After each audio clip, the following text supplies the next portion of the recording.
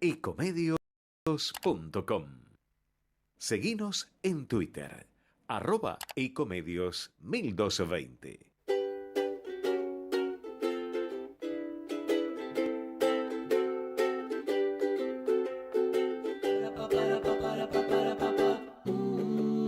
Lunes otra vez sobre la ciudad, la gente que ves vive en soledad. Sobre el bosque gris vio morir a sol. Bueno, muy buenas noches, ¿cómo les va? Bienvenidos aquí a Ecomedios, al lunes otra vez. 4 minutos pasadas de las 20 o las 8. ¿Cómo te gusta más vos?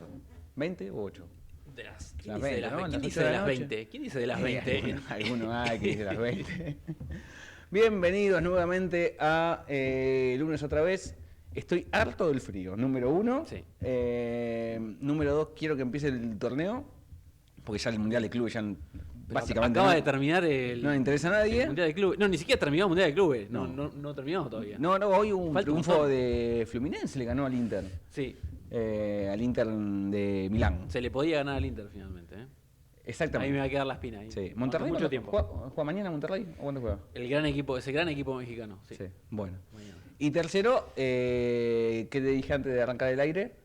No sé, muchas cosas. Tengo que mandar un saludo. Mande saludos, sí. Le mando un saludo a mi hijo Antonio, que está mirando y escuchando del otro lado. Ya pronto por cenar, calculo, Muy bien. e irse a dormir, pues mañana a 6:30 de la mañana suena el despertador para todos. Exactamente. Difícil, más con este frío. Y dicen que va a ser más frío mañana todavía. 0 grados esta mañana a la mañana, ¿eh? 0 grados. 0 grados. No es serio salir a la calle con este frío. No es serio.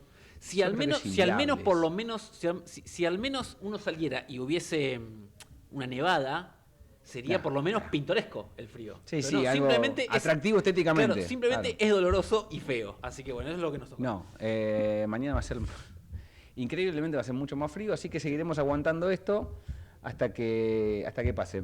Bueno, Werner, nosotros siempre decimos lo mismo los lunes, pero la verdad es que hay como muchas noticias en Argentina.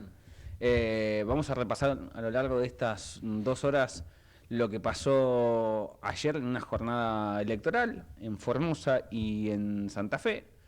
Vamos a repasar lo que para mí es claramente la noticia del día, que es el tema YPF, Kicillof, la transferencia de acciones, el juicio por YPF. Ujú.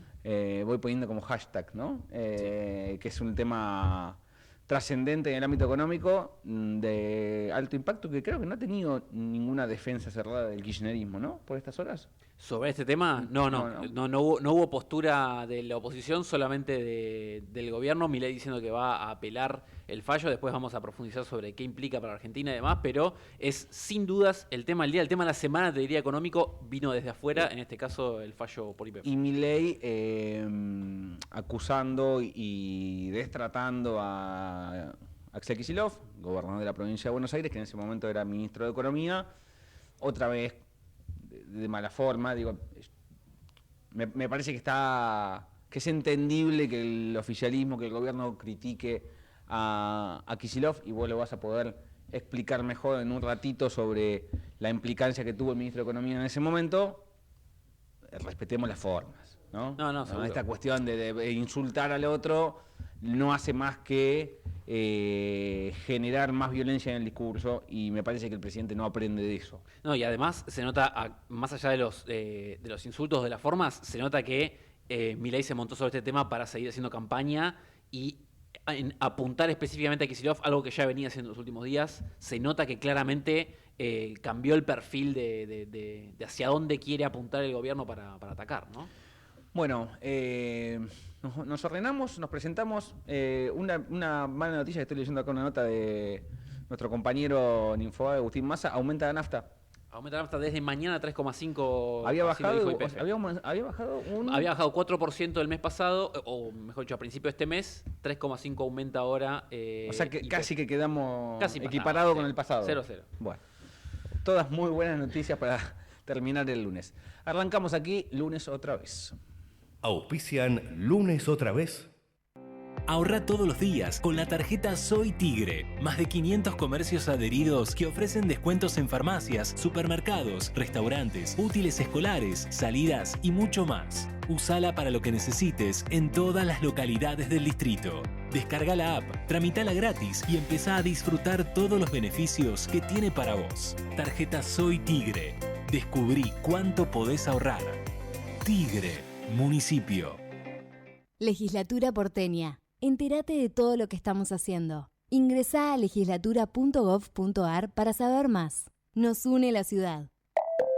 Llegó a Almirante Brown la telemedicina. Se trata de un sistema que permite realizar consultas médicas clínicas, pediátricas y psicológicas virtuales. Podés usarlo desde la comodidad del hogar las 24 horas sin necesidad de trasladarte. Ingresá a la telemedicina descargando la app Brown Previene o entrando en www.almirantebrown.gov.ar. Todos somos Brown. Seguro escuchaste de nosotros. Seguro escuchaste mucho de nosotros. Somos un río enorme y mucha costanera para caminar. Somos un mundo de sabores y muchos momentos para compartir. Somos cuna de campeones y mucha pasión por la celeste y blanca. Somos movimiento, creatividad y talento. Mucho talento. Rosario es mucho más. Avellaneda, mi lugar, nuestra casa. Ingresá en www.mda.gov.ar y seguinos también en redes sociales para conocer todo lo que pasa en la ciudad. Noticias, servicios, agenda cultural y trámites para nuestra comunidad. Municipalidad de Avellaneda. Gestión Jorge Ferraresi. Cámara de Diputados de la Provincia de Buenos Aires. Seguinos en nuestras redes sociales y entérate de nuestras actividades. Encontranos en X como @HCDiputados, en Instagram, Facebook, YouTube y TikTok como Diputados BA. También podés visitar nuestra página web y suscribirte a nuestros canales de difusión en WhatsApp y Telegram. Tenemos buenas noticias para contarte. Estas vacaciones de invierno volvemos recargados. Del 18 de julio al 3 de agosto vuelve Eco Park, un espacio para que disfrutes, te diviertas y compartas en familia. Además, el 18, 19 y 20 de julio nos espera el mercado de oportunidades con precios increíbles. Todo en el predio floral. No te lo podés perder. Estas vacaciones de invierno son en Escobar.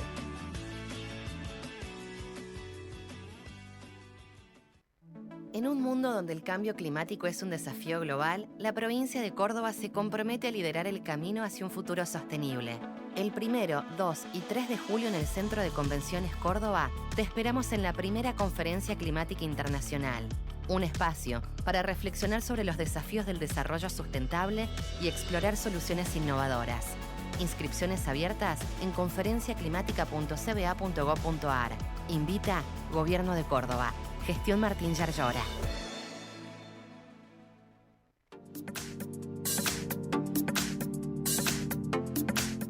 Inscribite en las escuelas deportivas municipales de Merlo. Elegí la disciplina que más te gusta: básquet, hockey, tenis, taekwondo, pádel, skate y muchas más. Para niños, niñas y adolescentes de 6 a 17 años.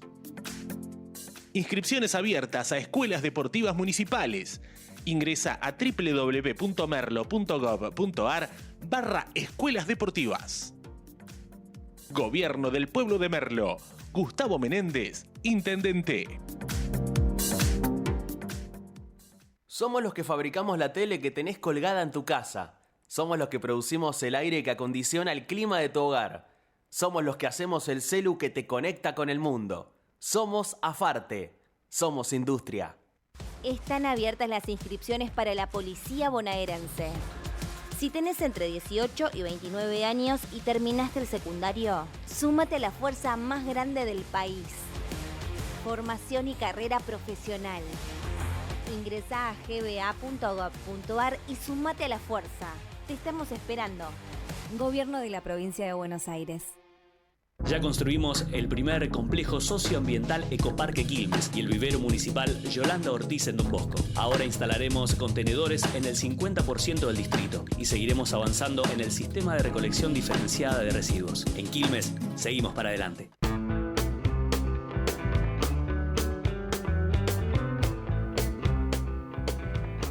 Bueno, seguimos aquí en el aire de Ecomedios.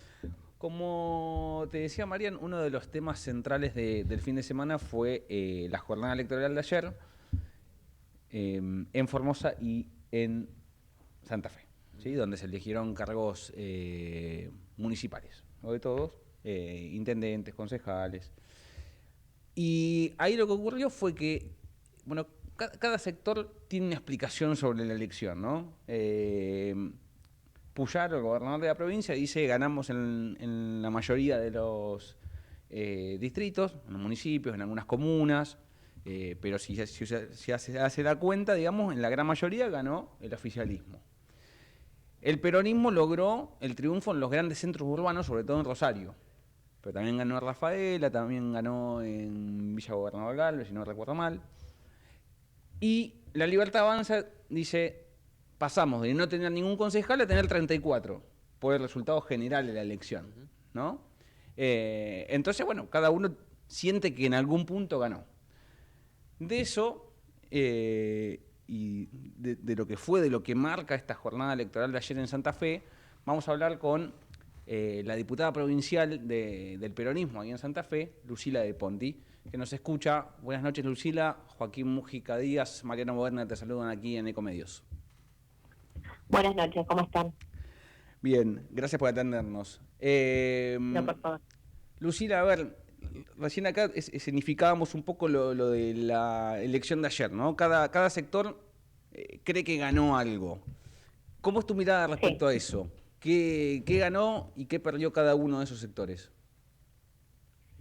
Bueno, mira, creo que eso es lo que pasa con las elecciones legislativas de medio término, sobre todo en este caso que se elegían fundamentalmente concejales y autoridades locales. Entonces, bueno, es una elección muy dispersa y cada uno puede terminar armando el Tetris, digamos, que le convenga para llevar agua para su molino. De alguna manera, eso es lo que termina pasando. A mí me parece que el primer dato y el más preocupante y que tiene que preocuparnos a todos es el aumento del abstencionismo, donde tuvimos el piso histórico de participación. Votó incluso menos gente que lo que había votado en abril de este año en las elecciones primarias, y que en los últimos años hemos perdido casi un 10% de participación electoral. Así que eso está pasando en todos lados, digamos, en todas las provincias, o mayoritariamente. Creo que Formosa es la excepción.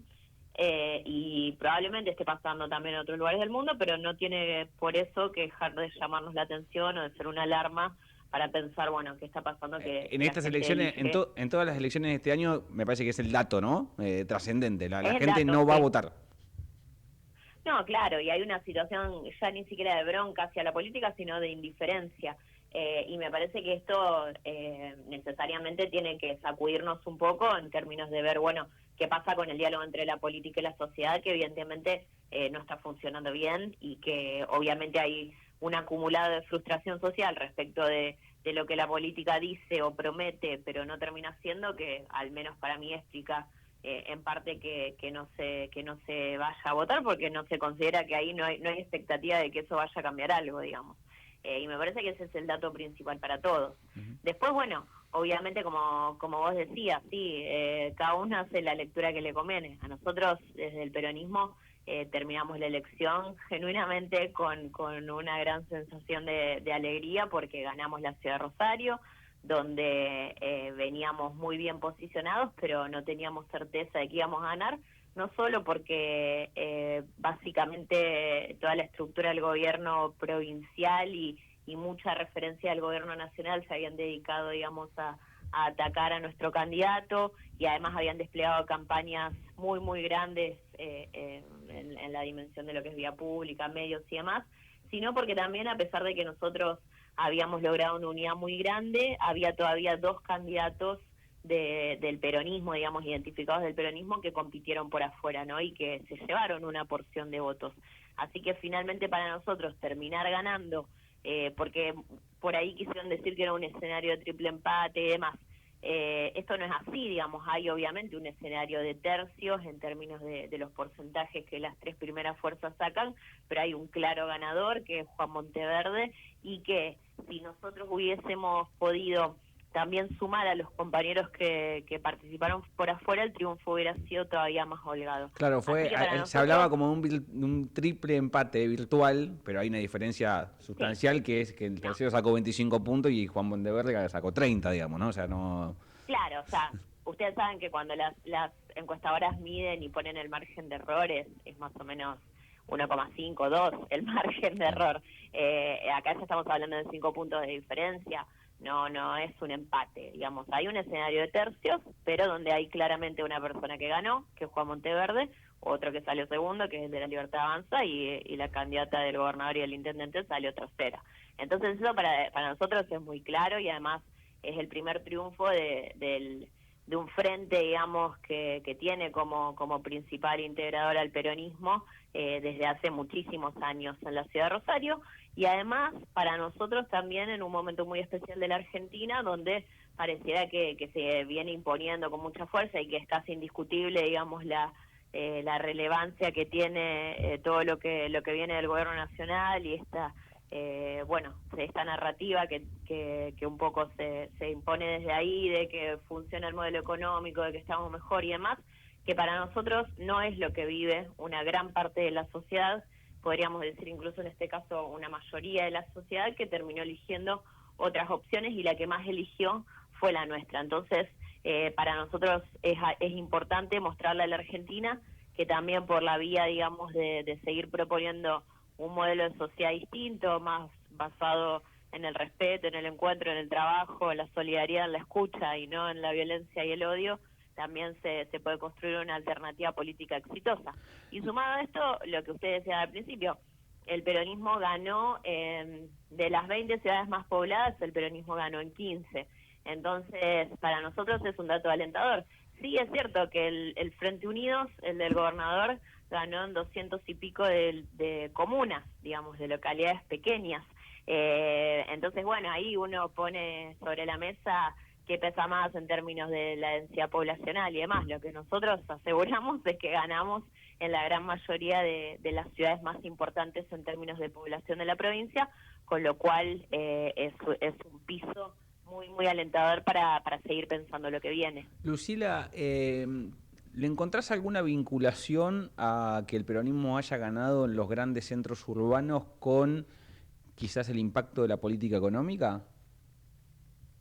Sí, creo que puede tener que ver obviamente con eso, porque, bueno, lo que se vive quizás en el marco de la ruralidad y este tipo de sociedades se ve afectado de otra manera por las políticas económicas. No quiere decir que así no haya pobreza o no golpeen también las políticas económicas, pero quizás hay otra cultura en términos de cómo esto se incorpora a la vida cotidiana. Sí creo que en los grandes centros urbanos hay políticas del gobierno nacional que han impactado muy fuertemente, que tienen que ver con una precarización de la vida cotidiana, que se puede expresar a través del deterioro del transporte público, de la salud pública, a través del retiro de la obra pública que ha desaparecido en nuestra provincia, el financiamiento para obra pública nacional, y por supuesto de lo que tiene que ver con cómo la cuestión macroeconómica incide también en la vida cotidiana, fundamentalmente en la pérdida del poder adquisitivo de los trabajadores y trabajadoras de cualquier, digamos, de cualquier forma, ¿no? De los privados, de los públicos, que son los más golpeados, y también de los trabajadores informales, que son una gran porción de la población económicamente activa. Lucila, ¿cómo estás? Mariano Wender te saluda acá. Buenas noches. Es interesante esto que comentabas al final, porque pareciera que hay un debate en las últimas semanas, en los últimos meses dentro del peronismo respecto a, bueno, cómo encarar y cómo hacer campaña, considerando que por ahí muchos sondeos de opinión dan que el gobierno todavía tiene mucho acompañamiento, un acompañamiento por lo menos mayoritario, y que pareciera que hay algunas medidas que la sociedad tolera o que ve con buenos ojos. En ese contexto, y con esta noción de que al oficialismo nacional le podría llegar a ir bien en las elecciones legislativas nacionales. ¿Qué lecciones crees vos que deja una campaña como la del peronismo en Rosario, que le permitió a Monteverde ganar, para llevar a cabo como un lineamiento de campaña en términos nacionales? ¿Qué crees vos que le deja de bueno al peronismo este proceso electoral que han podido ver ustedes ahí?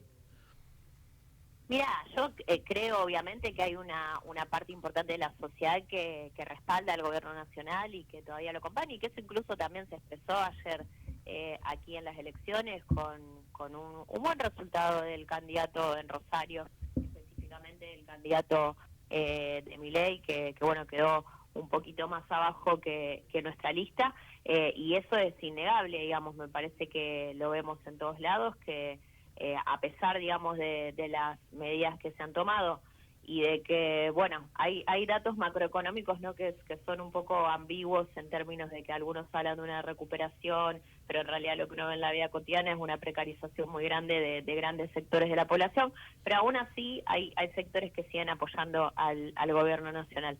Creo que esto se da paralelamente a un desafío que tiene el peronismo, que es el de poder encontrar un camino para de alguna forma tomar este concepto, esta idea de volver a representar y de volver a representar al pueblo argentino en términos de entenderlo como las grandes mayorías, y que esto implica desafíos que tienen que ver con poder conectar con la agenda de discusiones sociales que hoy tienen los argentinos y las argentinas. Nosotros en este tiempo, digamos, de construcción política acá en Rosario y en la provincia de Santa Fe, es algo que iniciamos en el 2023 y que en este año se consolidó mucho más. Lo que intentamos fue construir con un concepto de unidad, sumando a sectores que formamos parte del peronismo, pero también a otros que vienen de la izquierda, del progresismo, de distintas raigambres, digamos, o tradiciones políticas, pero acompañarlo de una fuerte idea de renovación, que para nosotros es clave a la hora de poder dar cuenta de que escuchamos el mensaje de la sociedad, ¿no?, de que nosotros no nos pasa por el costado las derrotas electorales, los errores de nuestros gobiernos, las cosas que nos hicieron bien, esta situación que parecía que el peronismo deja de hablarle a la sociedad y se habla a sí mismo. A nosotros no nos pasa por el costado, sino que al contrario, nos de alguna manera lo tenemos enfrente como el principal desafío para reconstruir la posibilidad de la representación y la expresión de los distintos sectores sociales. Entonces, hemos trabajado con este concepto de unidad y renovación, que quiere decir que con la unidad sola evidentemente no es suficiente juntar partes, digamos, sin una idea clara, sin un proyecto, sin un horizonte hacia el cual caminar, no tiene sentido. Y para nosotros, parte de poder pensar ese programa, de poder pensar ese proyecto, ya sea para una ciudad, para una provincia o para un país, tiene que ver también en este contexto con una fuerte idea de renovación de una generación que está dispuesta y tiene ganas de hacerse cargo de estos desafíos. Lucila, cuando hablas de renovación, sí, hablas literalmente de cambio de, digamos, de generación, de gente más joven estando al borde de la boleta, digamos, ¿no? Siendo candidata a intendente, a concejal, de eso hablamos, ¿no? Literalmente de un cambio de generación en cuanto a los candidatos.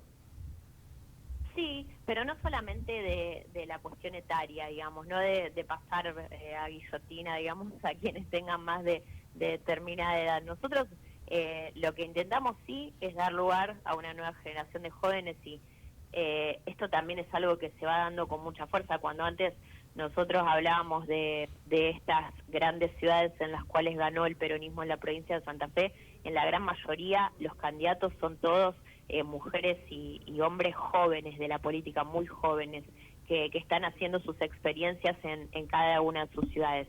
Pero para nosotros no tiene que ser, digamos, una limitante, y no queremos circunscribirnos solamente a esta cuestión que es más biológica.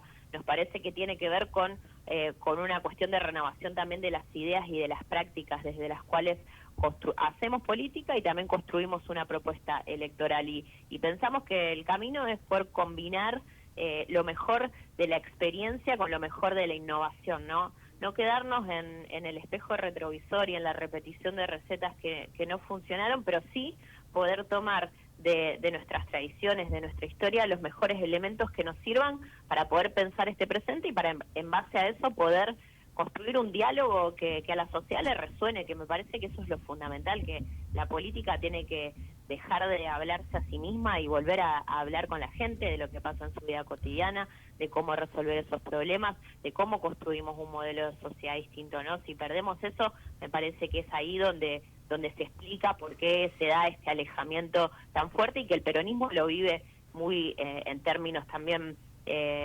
hacia adentro, ¿no? Porque para nosotros que históricamente, bueno, nuestro partido ha representado a las mayorías populares, a los trabajadores y demás, ver que eso hoy está siendo puesto en cuestión por la propia sociedad, me parece que es un llamado de atención muy grande y un imperativo histórico para poder modificar estas cuestiones. Lucila, te agradecemos muchísimo por esta charla aquí el lunes por la noche en Ecomedios. No, muchas gracias a ustedes, les dejo un saludo grande. Ahí pasaba Lucila De Ponti, diputada provincial en Santa Fe, dirigente del peronismo, haciendo un repaso de lo que fue la elección. Ahora vamos a desmenuzar un poquito más, pero antes yo confío en que nuestro operador va a poner un cachitito de buena música. Un cachitito. Pero ¿a qué una apostamos? cosita, ¿A qué apostamos? Allá, ¿Algo fuerte? Para la vuelta de la pausa, ¿algo fuerte o algo más romántico? Yo hice un pedido fuera de aire. Yo hice un pedido. Vamos a ver si se cumple o no. ¿Está charlado esto? No sé. Vamos a ver si se cumple o no. Yo me estoy jugando la cabeza con esto. Hacemos una pausa y vemos a ver con qué música volvemos. Vamos la radio, somos tu voz. Vamos con Eco, siempre la verdad y la mejor información. ¿Cómo prevenir dengue, zika y chikungunya? Sin criaderos no hay dengue. Limpia tu patio de objetos que acumulen agua. Elimina agua estancada de recipientes. Reemplaza con tierra o arena el agua de tus flores. Tapa los tanques de agua y cisternas. Tira y perfora llantas para que no acumulen agua. Limpia floreros y bebederos. Recordá, sin criaderos no hay dengue. Intendencia Menéndez. Informate en ecomedios.com. Seguinos en Twitter, @ecomedios1220.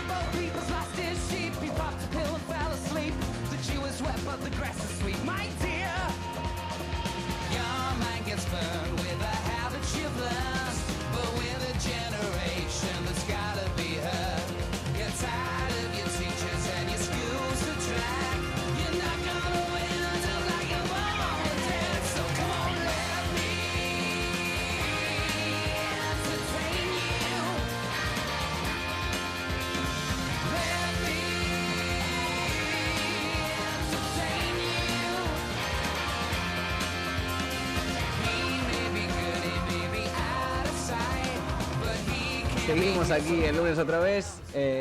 Bueno, ¿qué me dice la música? Tema Iken. ¿Bien? ¿Estuvo bien la música? Sí, era pedido, yo me voy a hacer cargo de esto. Yo había pedido a Robbie Williams porque el fin de semana vi la película, la biopic de Robbie Williams. ¿Y qué tal? Está muy buena, véanla y además suena, entre otros, este temazo. Bueno, bien. Me gustó, ¿eh? Metimos como un cambio, porque siempre venimos de todos los lunes de rock nacional. Exactamente. Pasamos de lo redondo de la renga a sí. Robbie Williams. Y si se cumple el pedido que hice en un rato. ¿Vas a dar la cara después? Va a ser polémico, pero bueno, acá estamos para bancar. A ver, estamos en comunicación con el ex intendente de Hurlingham, con Juanchi Zabaleta, más sencillo conocerlo así, con el que vamos a dialogar sobre lo que tiene que ver en el mapa electoral de la provincia de Buenos Aires. Aparece una fuerza nueva, en donde, que la están construyendo también a nivel nacional, entre Juan Schiaretti, el ex gobernador de Córdoba, Facundo Manes y un grupo importante de intendentes de la provincia de Buenos Aires y ex intendentes, como el caso de Juanchi Zabaleta, quien tengo el gusto de saludar en esta noche. Juanchi, Joaquín Mújica Díaz, Mariano Boedner te saludan aquí en Lunes otra vez. Hola Joaquín, hola Mariano, muy buenas noches. Métanle paisano de Hurlingham, de Divididos, que está bueno también. Ahí está, mirá, ahí nos tiró un... Ahí va, vamos, nosotros somos muy de rock nacional. Acá, bueno. Acá el operador y el productor te están aplaudiendo de fondo. Quiero que lo sepas, porque no lo podés somos ver. la perla del oeste y bueno, con mucho orgullo y emoción, la cuna de Sumo, de Divididos. Muy bien, tenemos un lugar muy de rock nacional, Los Piojos, cerca de Los Piojos, ahí en la zona de Ciudad Jardín, 3 de febrero y también a Las Pelotas, ¿no? ¿Y vos sos un hombre en rock nacional también? A mí me gusta mucho, sí. Yo les voy a ser franco, yo soy muy de Serú Girán, yo era fanático de Charlie, de Lebón, de Aznar, esa música allá en los albores de la democracia, marca un poco el proceso, ¿no? Y bueno, después el vivir en el oeste y ser de Hurlingham, bueno, con todos los grandes que les nombré. Juanchi, a ver, nos metemos un poco en el escenario político. ¿Nos contás? Más aburrido. Más aburrido, este es bastante más aburrido, pero bueno. Claramente. Tenemos que hacer un programa de política y economía, así que acá estamos desandando este camino. A ver, ¿qué es lo que están generando ustedes? Yo decía recién, hay un grupo de dirigentes, de intendentes, exintendentes, legisladores de la provincia de Buenos Aires que están haciendo una buena base, pero con un armado que también tiene intenciones de ser nacional, con Schiaretti, con Manes. ¿Nos contás por dónde va esa idea? ¿Qué es lo que estamos haciendo? Tratar de hablarle a la sociedad y que tu vecino, el mío, y los bonaerenses y los argentinos, en definitiva, entiendan lo que quiere un sector de la política, ¿no? Desde el punto de vista de la gestión, de sostener al trabajo, de bancar a la producción, al pyme, de laburar como hicimos el otro día en Tigre con Julio Zamora y con el equipo de Fernando Grey, con los intendentes radicales del interior, en un gran acuerdo bonaerense por la seguridad, en un momento, insisto, ¿no?, en donde puntualmente mi espacio, el peronismo, está lejos, ha dejado de hablar de los problemas reales, de los problemas concretos, de los problemas cotidianos de la sociedad y discute permanentemente la interna, la mesita, la mesa más grande, los grupitos, después de una derrota que ha sido estrepitosa por un mal gobierno de Alberto y de Cristina, y yo tengo para contar, y bueno, y un gobierno como el de Milei que vemos diariamente lo que hacen con los argentinos, la grieta como se profundiza, los que están mal están cada vez peor, los que producen en la Argentina se transforman en importadores o se quieren transformar en importadores y dejar gente en la calle. Bueno, tiene que haber alguien, muchos que ordenen esto, ¿no? Y bueno, Córdoba es un modelo de gestión y animarnos a discutir entre distintos sectores políticos partidarios. Joaquín, Mariano, ¿no? Desacartonar un poco, ¿no? El peronismo viene atrapado en los problemas de la política, los caprichos, las agachadas, las operaciones, el triunfo de Milei, el ausentismo, la bronca de la gente con la política, bueno, como consecuencia de lo que estamos viviendo. Así que todo eso se puede transformar en un espacio electoral y bueno, es posible, pero primero queremos dar alguna discusión que tiene que ver con decir a los legisladores de mi provincia que es menos importante que ellos se reelijan eternamente, ¿no?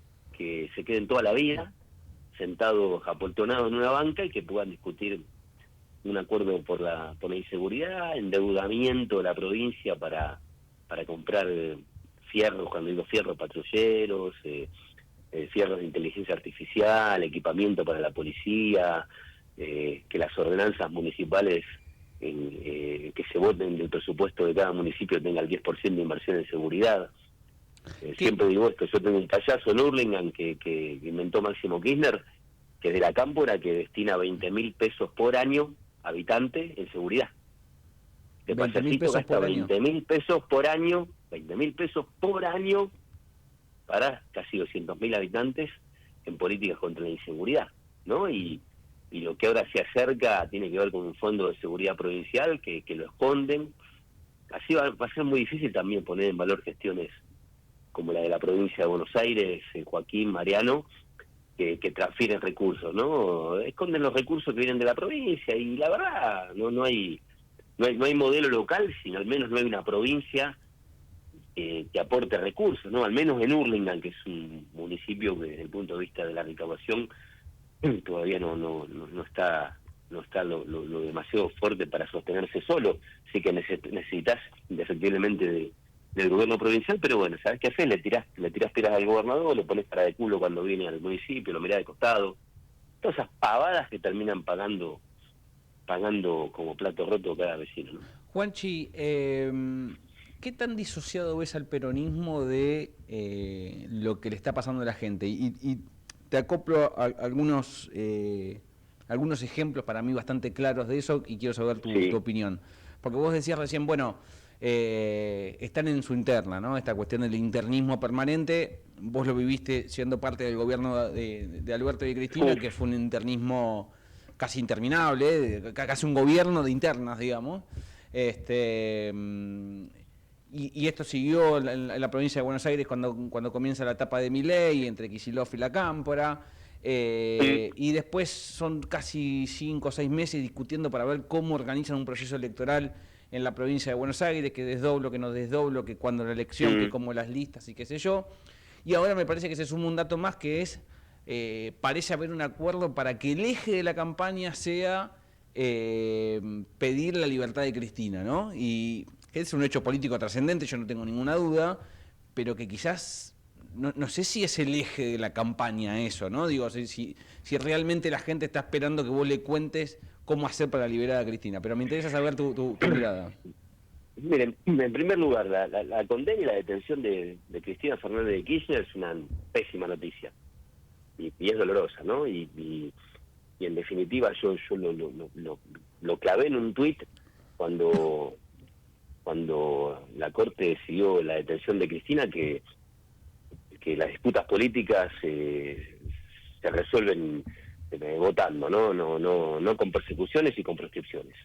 Dicho esto, está claro que, lo dije recién, ¿no? Hay toda una situación en donde no se termina de entender qué es lo que está pasando en cada rincón de la Argentina o en cada rincón de la provincia de Buenos Aires, ¿no? Donde una abuelita si va a la verdulería, pues le pegan una piña para robarle la carterita o la verdura, o se te meten en la casa, porque como ahora no tenés plata en el bolsillo, todo el mundo tiene el dispositivo en el teléfono, se te meten adentro de la casa, ¿no? Se te meten adentro de tu casa para robarte, ¿no? Y es el peor momento. O una mamá da vuelta a la manzana 40 veces llamando adentro de su casa para que le abran rápido la puerta del garaje y pueda entrar el auto, ¿no? Estas cosas pasan. Esto el peronismo no lo termina de ver, y aparte de que no lo termina de ver, cuando vos necesitas fortalecer un gobierno como el gobierno provincial, como dijeron ustedes, una decisión que se tenía que tomar en 10 minutos, que era cuándo votaban los bonaerenses. Tuvieron 3 meses cagando a palo al gobernador, un gobernador que no tiene presupuesto ni endeudamiento porque la Cámpora no se lo votó, y un sistema político, el de la legislatura, yo lo conozco bien, que como sistema lo que hizo la semana pasada fue vanagloriarse por haber votado reelección indefinida, que me parece que en diputados no va a salir y ojalá no salga. Y la verdad que si se transforma en ley la reelección indefinida de los legisladores provinciales, como también concejales y consejeros escolares en cada municipio, el gobernador tiene la oportunidad de vetarla. Ojalá se dé cuenta y la vete. Y la vete y le diga, che, a los 92 diputados y a los 46 senadores, che, es por otro lado. Vótenme el presupuesto, es por otro lado. Con esto te resumo qué es lo que se está mirando, qué es lo que está mirando el peronismo, qué es lo que mira. La falta de memoria, la falta de autocrítica, y yo no voy a dejar de insistir o de joder con esto, la falta de autocrítica de haber gobernado mal la Argentina, en nombre del peronismo haber gobernado 4 años en la Argentina, y en nombre del peronismo no haber podido bajar la inflación, no haber podido mejorar las jubilaciones, no haber podido trabajar en una política de desendeudamiento en la Argentina, no haber podido generar más trabajo y mejores salarios. O sea, todo eso fue responsabilidad de un gobierno malo que todos integramos. Pero bueno, se ordena con los mismos de siempre, se ordena con la misma mesa política de siempre, se ordena con los mismos candidatos de siempre, y no pinta que eso la gente lo quiera votar. Porque insisto que cuando miran eso, se quedan en la casa, se quedaron en la casa de Rosario, se quedaron en la casa en Misiones, y pinta que también se queden en la casa en la provincia de Buenos Aires. Va a ser que hoy digan que tienen que ir a votar lo que sea en blanco. No, la sociedad está embroncada con la política y está bien. Porque hay que decirle a los que tienen responsabilidad de gestión, muchachos, que se bajen de los autos blindados, que se pongan zapatillas, que dejen de tener 40 secretarias y 40 custodios y 40 ceremoniales al lado, que hagan lo que tienen que hacer permanentemente, que no aparezcan solamente en campaña, que no vivan echándole la culpa a los demás, que dejen de romper todo. Hay un sistema político interno que es el de la Cámpora que rompe todo, muchachos, con la gestión no se jode. A mí me rompieron un municipio cuando no me aprobaron el presupuesto en el 2023, ni adecuación de tasas, y te descalzan el municipio como te descalzan la provincia de Buenos Aires también. Bueno, una de las quejas, Juanchi, alternativa. Una de las quejas que el propio Kicillof le ha hecho a Cristina en las reuniones que ha tenido, por lo menos por lo que yo he podido reconstruir, es esta cuestión de yo necesito un oficialismo, digamos, necesito necesito que me acompañen, no que los presidentes de bloque de la legislatura me presenten un proyecto en contra, como hicieron en el caso del desdoblamiento. Es un poco esa queja permanente. Obviamente el camporismo dice, no es tan así, es una coalición, cada uno tiene su espacio. Yo los conozco, es mentira, que no están así. Yo fui uno de los que le dije al presidente Fernández, echalos, tiralos por la ventana cuando presentaron la renuncia, tómensela del gobierno. Al que no le gusta como el gobernador votado por los bonaerenses, las decisiones que toma, que se vayan del gobierno. Que es muy fácil tirar piedra desde tu despacho de ministro. Cruzate de vereda, tirar piedra de enfrente. Yo me hacía un taller, muchachos, yo estoy laburando en un taller. O sea, vuelvan al llano en algún momento. Y si querés tirar piedra, tira piedra desde tu lugar. Esto no se puede permitir más esto. Una crítica desmedida pública, afuera. Y esas son las cosas que yo miro mucho del presidente Milei, en el que no comparto el 99% todo lo que dice y lo que hace. Pero el que no está de acuerdo conmigo, afuera. Te vas del gobierno. Andá a construir una alternativa con recursos propios. Juanchi, entonces, eso es lo que me parece que hay que entender, ¿no? En algún punto, ¿para quién gobernás? ¿Para la Cámpora o para los bonaerenses? 17 millones. No, gobierno para los bonaerenses. ¿Qué me importa el espacio político? ¿No te gusta? Bueno, flaco, tenés oportunidad de tener una paso o andá por afuera y fíjate cómo lo podés resolver. Pero no hay demasiada vuelta para esto. Juanchi, ¿cómo estás? Mariano Huerta te saluda. Mariano, ¿cómo estás? Queda de manifiesto y queda bastante claro cuál es tu pensamiento sobre cómo lo que significa la Cámpora o cómo actúa, cómo ha sido en la gestión. Ahí me gustaría hacerte una pregunta un poco más amplia porque, en tu idea de lo que tiene que hacer el peronismo para renovarse eventualmente, para poder volver al poder, evidentemente la Cámpora va a seguir siendo un movimiento, un espacio que va a seguir pulseando, independientemente de lo que uno piense sobre ellos, va a querer seguir pulseando por tener presencia dentro de un armado peronista. ¿Vos crees que es imposible, estando la Cámpora tal como existe, que un gran frente peronista vuelva al poder, necesariamente debería estar afuera de ese armado. No hay ninguna forma en que converja todo el Pero peronismo. Mariano, yo lo que les quiero desarrollar es lo que hemos vivido. Le pasó en el gobierno de Alberto Fernández y Cristina Fernández, le pasa a Kicillof. Cuando no te gusta tirás piedra, cuando no te gusta trabas la pelota, cuando no te gusta te la llevas a tu casa, cuando no te gusta rayás al gobernador, que es lo único que tenés, si querés, desde el punto de vista potencial electoral de cara a lo que viene. Digo, che, a ver, digo, cuando vos te golpeás, indudablemente tratá de caminar por la vereda de enfrente y no caerte en la misma vereda, o cuando vos chocás, tratá de manejar mejor y no chocar de vuelta. Digo, hay una cosa que es básica, que hay procesos que desgraciadamente no cambian. Entonces, si no cambian, hay que tomar decisiones. Y, che, este es el lugar. No es el lugar este. No, bueno, listo, ya está. Vamos, a la cancha. Bueno, hoy no hay cancha. Bueno, pero me imagino que ese espacio ubicará en tiempo y espacio, valga la redundancia, el armado político, la decisión política. Tenés 50 intendentes de los 70 del peronismo de la provincia de Buenos Aires, 50 de los 70, acompañando al gobernador. Eso tiene valor. Y el gobernador lo tiene que poner en valor eso, porque ustedes hablan con los intendentes, muchachos, y saben lo que piensan. Sé que hay muchos machos de lof, muchísimos machos de lof, pero llega un momento cuando corre riesgo un espacio político y un movimiento político con tanta historia. ¿Qué pasaba en la Argentina? Yo lo he vivido. ¿Qué pasaba en la Argentina cuando teníamos crisis como la del alfonsinismo, la del menemismo, la del 2001 con De la Rúa, la del macrismo? La gente miraba el peronismo. Hoy se quedan en la casa. O sea, vos lo que decís es, no ven al peronismo como una opción confiable y viable. Pero claramente que no lo ven. Está claro que no lo ven. No están viendo lo mismo. Están viendo los mismos actores de reparto, están viendo lo mismo. Bueno, yo insisto con esto. Es la hora de Fernando Grey, es la hora de Julio Zamora, es la hora de Guillermo Brito, es la hora de Jorge Fajaresi, es la hora de los intendentes, los únicos dirigentes políticos que tienen responsabilidad de gestión, que pueden estar bien, son los que emergen de sus comunidades y son buenos intendentes. Te nombré todos tipos buenos intendentes.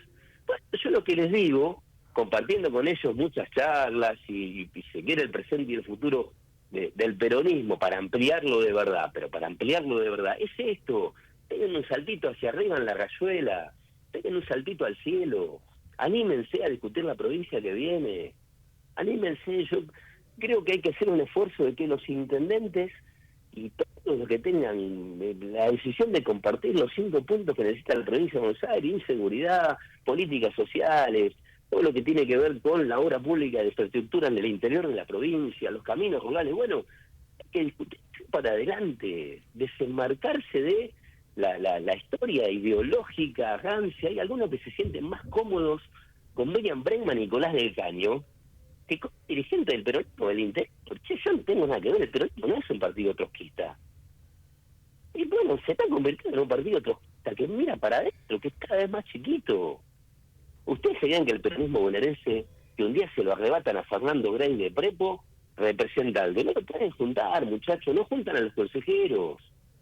Pero bueno, esta es la crisis ahora. Frente a esta crisis, que les conté al principio, un espacio que viene discutiendo, que viene pensando la provincia, que está preocupada por la sociedad y por el productor rural que se ve complicado en el campo con el dólar y con las exportaciones de su trabajo, y por el pyme que se tiene que transformar en importador por la locura de este tipo que abre las importaciones de medida y que va a ser un desastre en la Argentina, por todo lo que estamos viendo, por no poner un mango de seguridad. La seguridad es decisión política y plata. La lucha contra la inseguridad es decisión política y plata y recursos. Y no tenés un recurso del gobierno nacional y, viste, bueno, frente a todo eso, la cámpora lo caga palo al gobernador, le tira, le pega. Bueno, no va más. Y la sociedad bonaerense también dijo no va más. Bueno, ahora, hay que Juancho, dar vuelta a la página. Plantean una alternativa política que no es ni el kirchnerismo, digamos, ni los libertarios. Y en general a las vías del medio siempre les ha costado mucho... No, pero no es una vía del medio, te interrumpo, no es una vía del medio, acá no hay vías del medio. No hay una vía del medio, no nos pongan en ese lugar. Uh-huh. Digo, lo que nosotros estamos conversando y cuando debatimos los temas de la provincia de Buenos Aires y el conurbano, es ni la cámpora ni Milei. Ni la cámpora ni Milei. No estamos en la vía del medio. Esa es la consigna, ni la cámpora ni Milei. No, ni Milei. No, está claro lo que nosotros estamos planteando. No, ni con la cámpora ni con Milei. No hay vías del medio acá. No, ese es un error. O sea, las vías del medio siempre son un negocio político de algunos vivos. No hay vía del medio acá. Y acá hay cantidad enorme de dirigentes de muchos pensamientos políticos que están pensando lo mismo de la provincia de Buenos Aires y que nos preocupa la inseguridad y que queremos que se discuta en la legislatura, no que se queden estos tipos 1000 años sentados ahí apoltronados calentando sillas, sino que discutan de verdad leyes que tienen que ver con la inseguridad, con la baja de imputabilidad, con todo lo que hoy están sufriendo los bonaerenses, con baja de impuestos, con generación de empleo. Este es el debate que estamos dando. Bueno, está claro que estamos frente a un proceso electoral y todo eso va a tener sin ninguna duda una propuesta. Bueno, ojalá se pueda construir, pero no por el medio. Acá por el medio, lo que iba por el medio fracasó. Fracasó, porque en definitiva, a eso me refería, claro. Digo, no solamente fracasó lo que iba por el medio, sino que después empiezan las contradicciones permanentes de algunos dirigentes. Y la sociedad percibe las contradicciones permanentes con los discursos de los dirigentes, diciendo una cosa un día y otra cosa la otra. Ustedes, las redes, la historia, lo plantea permanentemente. Lo que no queremos ser es contradictorios en esta etapa. Digo, ojalá se pueda dar una discusión interna seria, de verdad, en el peronismo. Bueno, hoy no están las condiciones para hacerlo. No, lo que no vamos a dejar es de militar en política y de seguir en contacto con nuestros vecinos escuchando qué es lo que pasa.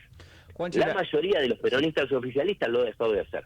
Te hago la última y desde ya te agradezco la charla esta noche, porque vos estás trabajando en este espacio político donde está Schiaretti, que es junto con Charles Yola, obviamente el representante máximo del peronismo cordobés, y el peronismo a nivel nacional está enfrentado al peronismo cordobés ya desde hace, creo yo, más de una década, y muchos dirigentes con los que he tenido la posibilidad de hablar dicen, bueno, si queremos construir un proyecto nacional, hay que empezar a hablar con el peronismo cordobés, digamos, hay que sentarse en la mesa y ver cómo arreglamos este problema, pero hay que intentar de poder fusionar o poder llegar a un acuerdo con el peronismo si no recuerdo mal, creo que es el segundo distrito electoral más importante, si no el segundo es el tercero más importante a nivel nacional. ¿Cuál es tu mirada sobre eso? Mire, la decisión de Cristina Fernández de Kirchner en el año 2019 fue la correcta.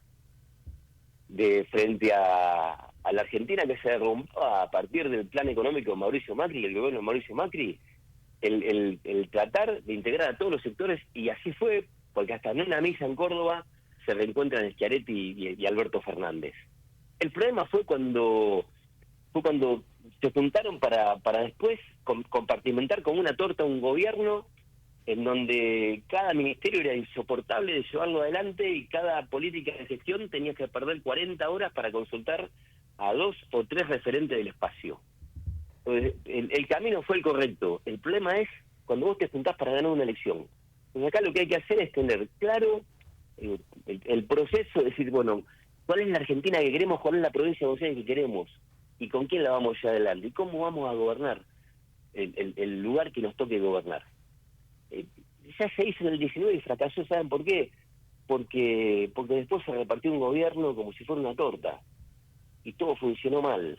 Y a mí me tocaba en su momento tomar decisiones que tenía que preguntarle a 40 antes y lo que vos tenés que resolver en 1 minuto, porque la gente lo necesita en medio minuto, tardabas una semana. Bueno, todo eso fracasó. La disputa del poder, la disputa interna del poder cuando tenés que gobernar la Argentina, o la provincia de Buenos Aires o un municipio. Bueno, lo mismo se repitió en esta etapa en la provincia de Buenos Aires, no queremos que vuelva a pasar. Y seguramente no va a volver a pasar porque tiene que haber un acuerdo programático, no de bandas para ganar una elección. Porque aparte me parece que la sociedad argentina lo vio de cerca y no va a volver a pasar. ¿Saben por qué? Porque no podemos tomar de boludo a los argentinos cuando queremos corrernos del gobierno de Alberto y Cristina, que dicen, no, bueno, era Alberto. No. Fue un espacio con distintos actores que siguen dando vuelta, en donde fracasaron todos. Entonces eso es tomarle el pelo a los argentinos. Y lo que nosotros nunca vamos a hacer es tomarle el pelo ni a mis vecinos de Burlingame, ni a los bonaerenses, y mucho menos a los argentinos. Juanchi, gracias por charlar con nosotros aquí en Lunes otra vez. Abrazo enorme, muchas gracias, perdón Sí, hablé mucho. No, Muchas gracias. Gracias. Ahí pasaba Juanchi Zabaleta, el ex intendente de Hurlingham, hoy enrolado en un espacio con algunos intendentes de la provincia de Buenos Aires, y a nivel nacional con Facundo Manes, con Juan Schiaretti, como relatábamos, planteando una alternativa. Me parece que fue muy claro en la forma que lo definió, ni la Cámpora, ni Milei, ¿no? Que me parece que es una discusión que está dando un sector de la dirigencia de la provincia de Buenos Aires, que es compleja, ¿no? Porque la Cámpora está, un poco lo que vos le decías, ¿no? La Cámpora está dentro del esquema hoy de incluso de gobierno en la provincia de Buenos Aires. Hay 4 ministros de la Cámpora, y un poco lo que plantea Juanchi Zabaleta lo han planteado otros dirigentes, no sé si tan públicamente como él, pues esta cuestión de hay que llegar o hay que llegar a un acuerdo de que no te pueden hacer oposición interna, que es un poco de lo que se quejan en general de la Cámpora. Se quejaron mucho los ministros de Alberto Fernández en su momento, y hoy se quejan los ministros de Axel Kicillof y el propio Kicillof en esa reunión con Cristina, o hay que hacer una opción por separado. Me parece que esa es una de las grandes discusiones que va a tener el peronismo en este camino de reconstrucción. Casi las 9 de la noche, hacemos una pausa. No sé con qué música vamos a volver, yo no me hago cargo absolutamente de nada. Pero hace 20 minutos dijiste que sí. Bueno, hacemos un programa de política, los políticos dicen una cosa, hacen otra, nosotros lo mismo. Ya volvemos. Desde Buenos Aires, transmite LRI 224, AM 1220, Ecomedios. Sin agua estancada, prevenís el dengue. Vacía, limpia y cepilla los recipientes que acumulen agua para eliminar larvas y huevos del mosquito que lo transmite. Encontrá más recomendaciones en buenosaires.gov.ar/dengue. Buenos Aires Ciudad. Vamos por más. Informate en ecomedios.com. Seguinos en Instagram, @ecomedios. Lunes otra vez. Joaquín Mujica Díaz y Mariano Wedner se instalan en la noche de los lunes de Ecomedios AM 1220 y ecomedios.com para brindarnos la información privilegiada que solo ellos nos pueden aportar. Política y economía al más alto nivel y la data privilegiada de los periodistas que caminan por los pasillos del poder. Lunes otra vez, todos los lunes de 20 a 22.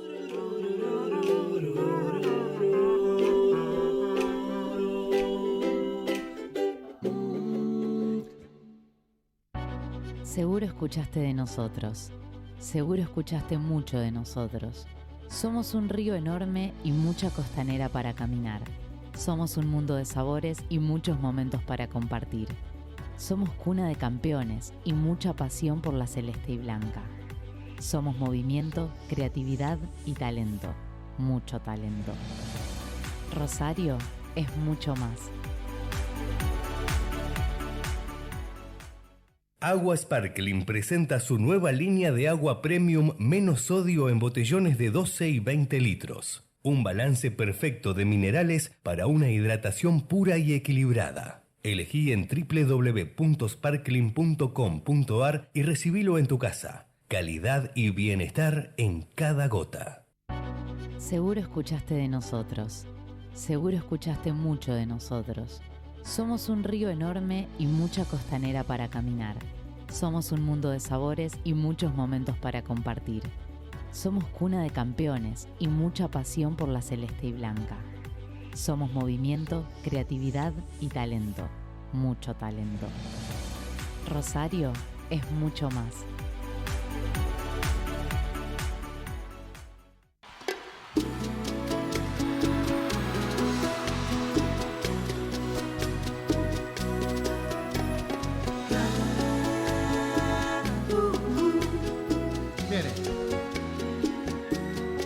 Tu amor es tan completamente tierno, forjado de recuerdos, y sin saber el cielo es la ventana que me abre la mañana. Tu amor me parte en dos el occidente, me clava de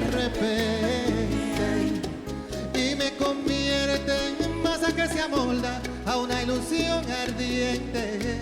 Dime si mastico el verde menta de tu voz o le pego un parcho a mi alma. Átame al pulgar derecho de tu corazón y dime cómo está mi amor en tu amor. Frío, frío, como el agua del río, como agua de la fuente, como un beso que calla y se enciende si es que acaso le quieres.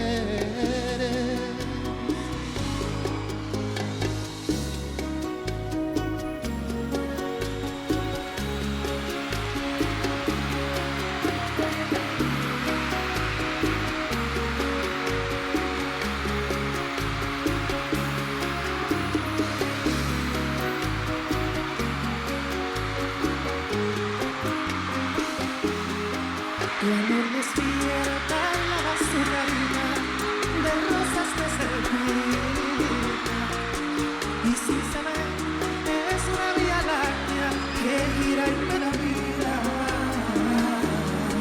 Tu amor lo guardo dentro de mis ojos como una lagrimita y no los lloro para que no salgan tus besos de mi vista. De tu voz, como le pego, átame al pulgar derecho de tu corazón y dime cómo está mi amor en tu amor. Frío, frío, frío, como el agua del río, oh caliente, como agua de la fuente, tibio, tibio, como un beso que calla y se enciende si es que acaso le quieres. Seguimos aquí. Lunes otra vez, 21:05 o como te dije al principio, 9:05, no sé, como vos quieras. Sí. La verdad, un gran momento musical el que hemos vivido. Sí. Un gran momento musical. Frío, frío, te das cuenta que tiene que ver con el contexto, ¿no? Total, sí, ni hablar. O sea, tiene que ver con el contexto. Espero que les haya gustado este ciclo periodístico que hemos animado durante estos meses. Ha sido el último programa, el lunes que viene habrá otra cosa. Espectacular el tema de Juan Luis Guerra, de Romeo Santos, un poco de bachata. ¿Sos bachatero? Sí, va muy bien. Me parece que yo propongo para el comienzo de la segunda hora tenemos que algo así, como algo no rock and roll, digamos. Ok. ¿No? ¿Algo bailable tiene que ser? Puede ser algo bailable, algo que nos relaje un poquito, que entre en un, ¿Sos en un salsero? clima. Me encanta la salsa, el merengue. ¿Pero bailás o solamente escuchás? No, me gusta bailar en general. ¿Bailás bien? El que baila bien lo dice, ¿eh? Sí, bailo bien. Impresionante. Cuarteto podemos meter. Bien. Bueno, ¿volvemos a lo nuestro? Sí. Bueno, que pasaron cosas. A ver, te hago una pregunta macro. ¿Qué pasa en la economía argentina? Bueno, mira, vos sabés que vos al principio del programa hablaste del tema YPF porque fue una novedad que llegó desde afuera. Lo más trascendente del día, digamos. Sin duda, y de la semana. Y es una novedad que llegó desde afuera, porque es un tribunal extranjero que tomó una decisión sobre YPF. Más adelante, dentro de unos minutos, vamos a profundizar sobre el tema. Pero antes, una novedad que pasó algunas horas previas a eso, y también vino afuera, por eso creo que es interesante cómo algunas cosas que vienen desde afuera terminan moldeando tanto el ánimo y la discusión económica acá. ¿Por qué digo de afuera?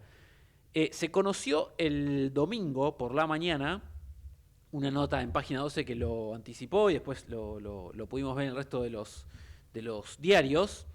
Un informe bastante particular y que llamó la atención de JP Morgan. JP Morgan es el principal banco de los Estados Unidos, el más grande de todos, en que envió a sus clientes una nota de recomendación sobre qué hacer con Argentina, qué hacer con las inversiones que sus clientes tienen en la Argentina. ¿Y por qué hizo ruido?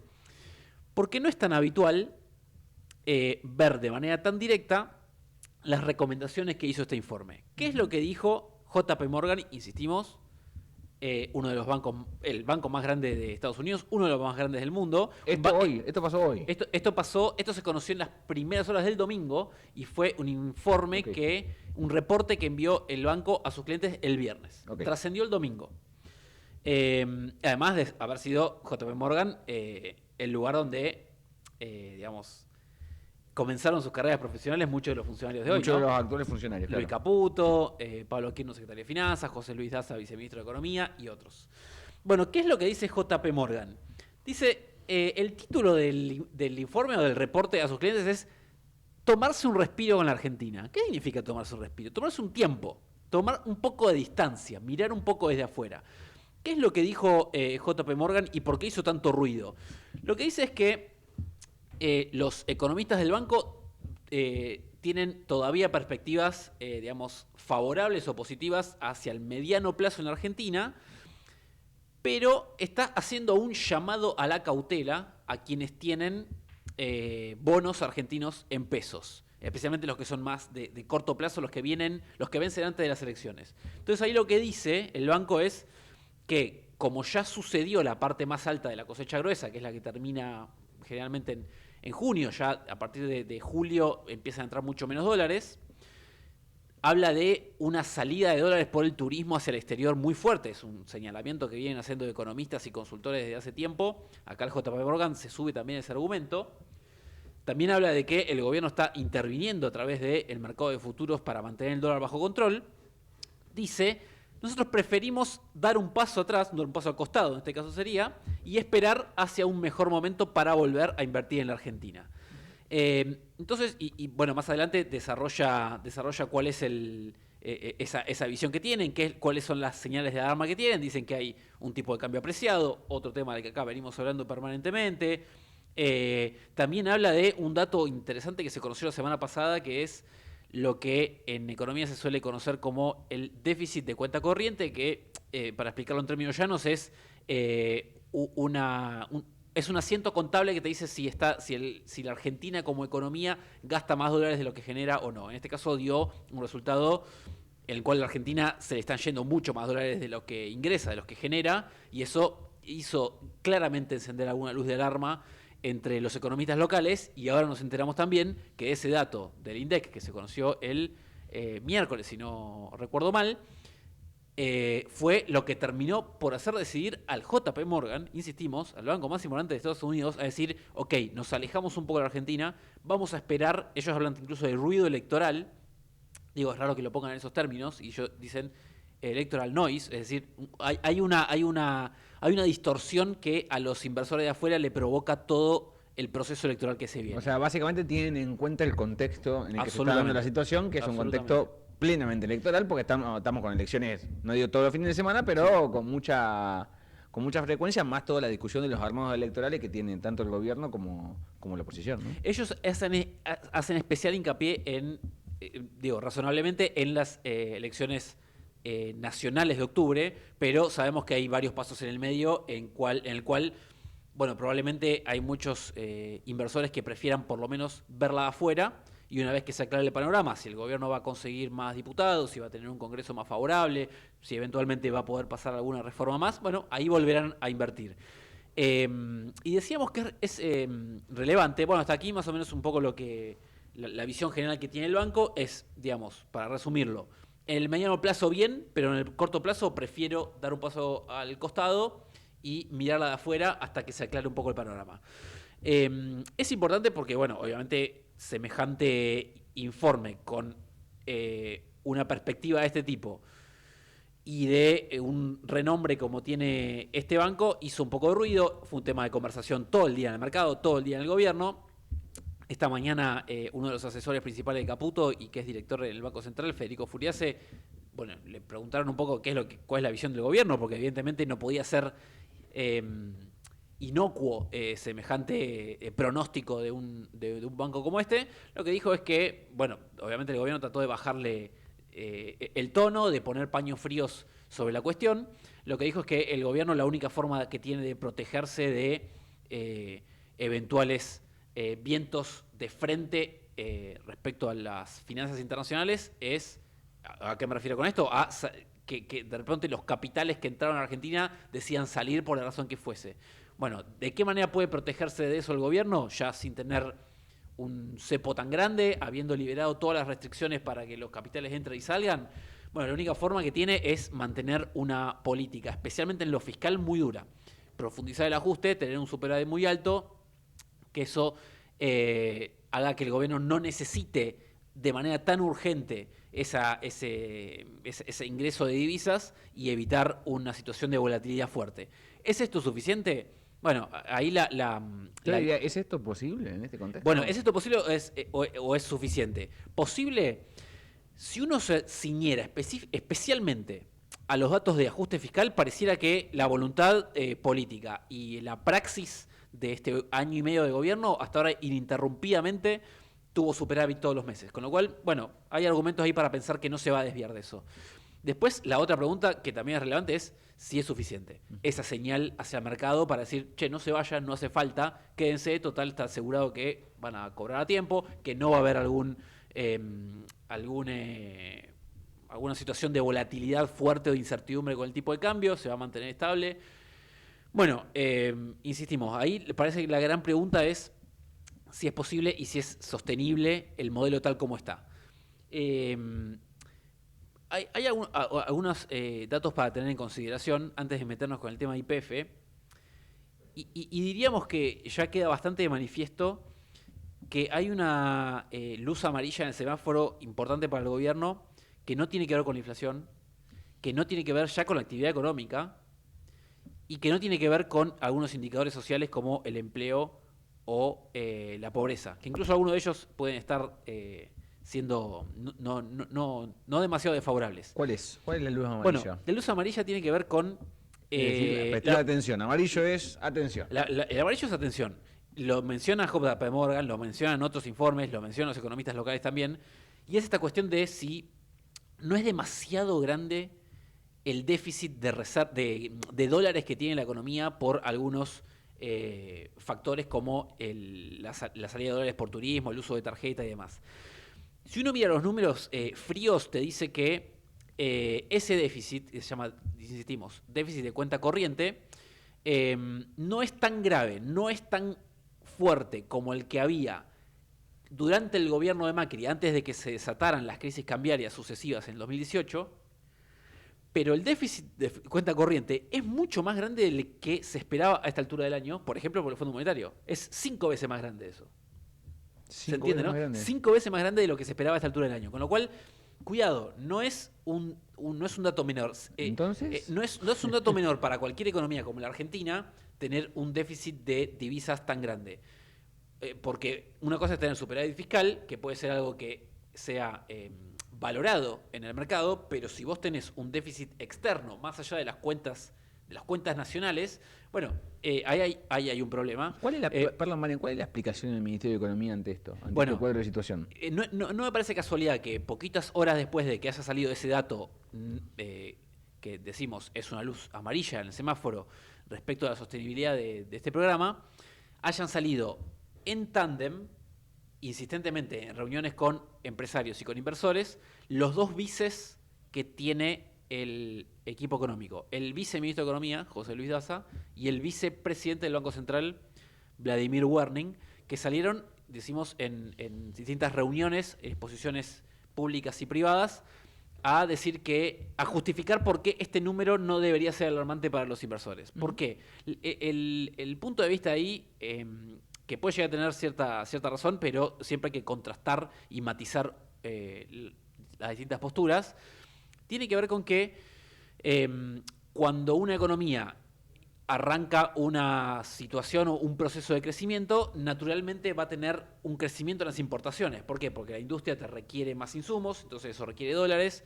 vas a gastar más dólares para darle insumos a la industria, que la industria pueda crecer, entre otras razones. Y además en Argentina se suma a eso, que al tener un tipo de cambio que es percibido como muy atrasado, mucha gente que toma decisiones decisiones puede tomar cualquiera, como por ejemplo tomar unas vacaciones, y bueno, puede ver que los incentivos están dados para que vacacionen más en el exterior que en el propio país. Bueno, eso va generando un flujo de dólares que, como vimos en el primer trimestre, fue muy negativo, y habrá que ver si el gobierno consigue más o menos empezar a compensarlo por otras vías, ya sea el ingreso de capitales, desembolso del Fondo Monetario o aumento de las exportaciones, pero bueno, será una historia que se contará en los próximos meses, ¿no? Bueno, te propongo un segundo que te acomodes. Vamos, volvemos y ahí empezamos a charlar con nuestro tercer entrevistado de la noche sobre este tema y también obviamente sobre el tema YPF que ha sacudido y mucho a la política y la economía argentina. Estás escuchando Lunes otra vez, una alta dosis de realismo político y económico contados con una pizca de gracia, para entender sin solemnidad la realidad argentina, con Joaquín Mujica Díaz y Mariano Bodner.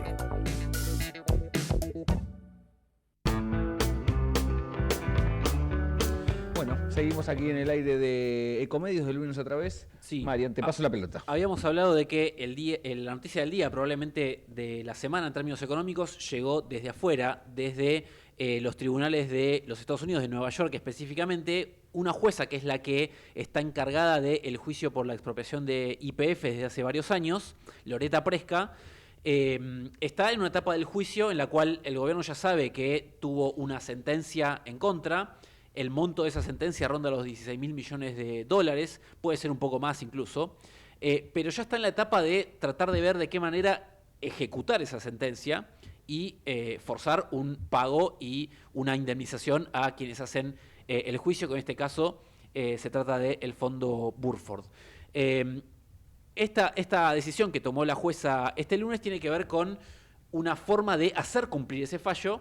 Y lo que dijo es que el Estado argentino tiene que deshacerse, tiene que entregar ese 51% de la tenencia accionaria que tiene sobre YPF y de esa manera encontrar una manera para saldar esa deuda que la justicia de Nueva York le reconoce a los demandantes. Vamos a saludar a Sebastián Maril, que es CEO de Latin Advisors. Es posiblemente dentro de los expertos de mercado el que siga más puntillosamente este tema de los juicios que la Argentina afronta en el exterior, entre ellos el de YPF, así que lo vamos a saludar. Sebastián, ¿cómo estás? Aquí Mariano Bodner junto a Joaquín Mujica, te saludamos en Ecomedios. ¿Cómo estás? Buenas noches, ¿cómo están ustedes? Gracias, Sebastián, por atendernos unos minutos. Sabemos que ha sido muy demandado hoy porque realmente es un tema de gran interés. Lo has seguido con mucho detalle en todo este tiempo. Tratemos de poner de relieve cuál es la importancia histórica en estos años que ha tenido el juicio por YPF, esta decisión que tomó hoy la jueza Preska. ¿Por qué es relevante para todo este proceso de varios años que venimos viendo? Porque este es el primer embargo autorizado, el primer embargo pedido y el primer embargo autorizado por una corte norteamericana en relación con este juicio.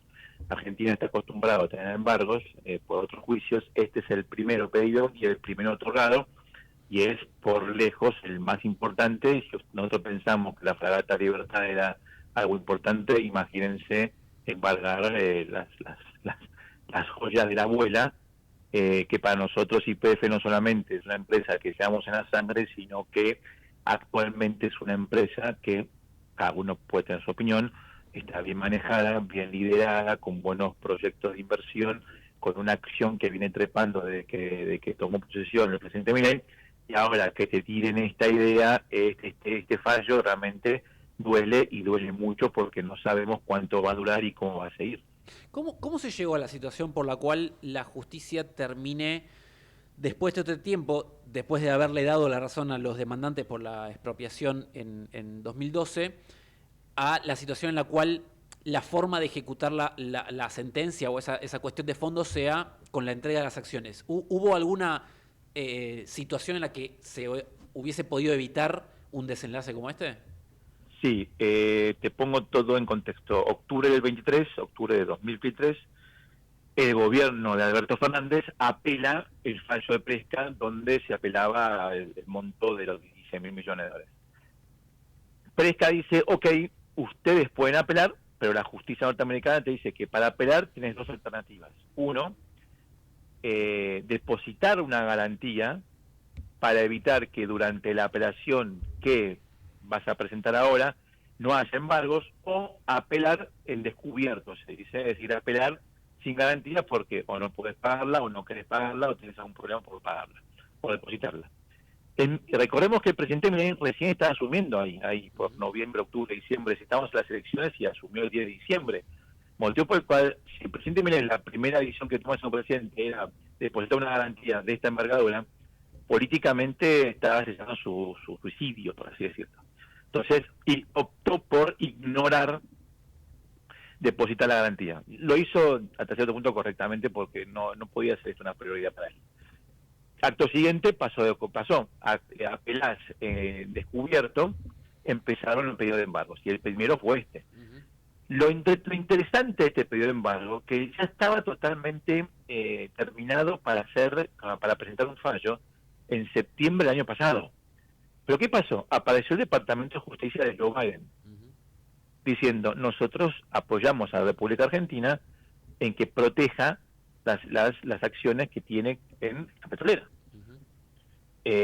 Bueno, se presentaron varios escritos, se terminó de presentar todos los escritos en febrero de este año, y desde febrero de este año se está escribiendo el fallo, que publicaron hoy. Sí. ¿Y que publicaron hoy? Bueno, hay que entregar esto. Ahora, tratemos de poner en perspectiva operativamente si esto es viable o no. Te lo pregunto por lo siguiente. La Argentina o el Estado argentino, para deshacerse de la mayoría accionaria de YPF, debería, entiendo por legislación, pasar una ley por el Congreso. No sé si hay ahí una contradicción entre una decisión del juzgado en Nueva York y la ley argentina. No sé cómo se resuelve un choque de esa naturaleza. Lamentablemente es todo abierto a interpretación. Y lo que Argentina presentó en este juicio, en el juicio del embargo de las acciones de YPF, fue que correctamente la ley de expropiación de YPF dice que si Argentina tiene que desprenderse, y ahí está la palabra, de las acciones de YPF en el futuro, debe pasar por el Congreso, dos tercios del Congreso. Pero ¿qué pasa? Ahí la interpretación es que Argentina se desprende voluntariamente. ¿Me explico? Es decir, las vende. Acá hay una orden judicial. Entonces, ¿qué dijo Presca? Ustedes, muchachos, con una orden judicial de la República Argentina emitida por un juez norteamericano, pueden, la ley argentina te permite que estas acciones pasen a manos de los beneficiarios del fallo. Repito, Presca dice esto porque los beneficiarios del fallo presentaron constitucionalistas argentinos que interpretaron la ley de expropiación de YPF de tal manera que diga: correcto, hace falta 2/3 del Congreso si Argentina voluntariamente se desprende de las acciones, pero si hay una orden judicial no hace falta. Sebastián, buenas noches. Joaquín Mujica te habla. Hola, Joaquín. Desde tu óptica, desde tu mirada, ¿cuál es la responsabilidad de Cristina Kirchner y de Axel Kicillof, ministro de Economía en ese momento, sobre esta situación y que haya llegado a esta instancia? A ver, para poner otra vez en contexto todo, el juicio por la expropiación de YPF nunca se discutió el derecho soberano y constitucional que tenía la República Argentina de expropiar la petrolera. Es más, el juicio por la expropiación de YPF nunca fue por la expropiación. Fue por la expropiación, pero fue sobre cómo se hizo esa expropiación. Y se hizo violando los estatutos de la petrolera. ¿Y quién violó los estatutos de la petrolera? El Congreso argentino. El Congreso argentino que no leyó la ley de expropiación cuando salió a votar casi por unanimidad a favor de la expropiación del 51% de la empresa. ¿Por qué digo no leyó? Porque era muy fácil leer las consecuencias de no lanzar una oferta pública de adquisición de las acciones que no fueses a embargar. Entonces, bueno, ¿quién es el culpable? El culpable no es el arquitecto el que diseñó esto. Vos lo podés diseñar y proponer. El culpable es el que lo aprobó. Y el que lo aprobó fue el Congreso argentino, y después con la firma de Cristina Fernández de Kirchner. Kicillof fue el que dijo: hagamos esto, Zanini también, pero los que aprobaron por el Congreso, y después lo que firmó en la ley, el 7 de mayo del 2012, fue Cristina Fernández. Otro juicio a Cristina, si quieren, bárbaro. Pero la verdad es que hoy mismo, en vez de asignar culpabilidades, deberíamos estar preocupados por algo que vengo pidiendo desde hace ya varios años, aunque no me crean, aquellos que me siguen me creen, que es: muchachos, esto es un tsunami que se va formando cada vez es más grande y va a romper al próximo presidente, sea quien sea en su momento, no sabemos qué es. Y está pasando. La especificación asimétrica de los contratos allá por el 2001 de Rodríguez A, la expropiación de Aerolíneas Argentinas, la expropiación de YPF, el cupón PBI, la manipulación de INDEC, el default de Kicillof, todo ha liderado en juicios. y todos los juicios son perdidos. Y el IPF es el más grande, el más importante y el que más ruido hace. Sebastián, te pregunto lo siguiente. Si esta decisión de entregar la mayoría accionaria, el 51% de las acciones, se llevara adelante, queda, digo, por una cuestión de monto, sabiendo más o menos cuánto es la sentencia, primero te pregunto si quedaría saldado. ¿Es una forma que tiene la jueza para encontrar un punto medio de acuerdo entre las dos partes? Eso por un lado. Y después una cosa que se ha comentado, y te he escuchado a vos que lo has comentado también, que es interesante, la cuestión de cómo lo largo que fue todo este proceso fue sumando intereses a todo este proceso. ¿Vos podrías medir cuánto es de intereses que se han agregado a todo este juicio? Sí, te respondo a tu primera pregunta. Primero, nunca, jamás, a no ser que seas el peor negociador del planeta, pagás la totalidad del fallo. ¿Qué quiero decir con esto? Hoy el valor de las acciones de IPF del 100% es cerca de $20.000 millones. El 51% que tiene el gobierno, nosotros, el Estado, es la mitad, 10.000 millones. Es decir, si vos vas a pagar la totalidad del fallo, sí, entregar las acciones son 10.000, te quedamos otros 6.000 por pagar. Obviamente negociás un acuerdo en el futuro y ves qué monto. Por eso digo, si vos querés hacer futurismo y decir, bueno, ¿sabes qué? Negociás, pagas 10.000, entregar las acciones, listo, no gastas un mango, total, ya entregar las acciones y otra cosa mariposa. También perdí IPF, ¿entendés?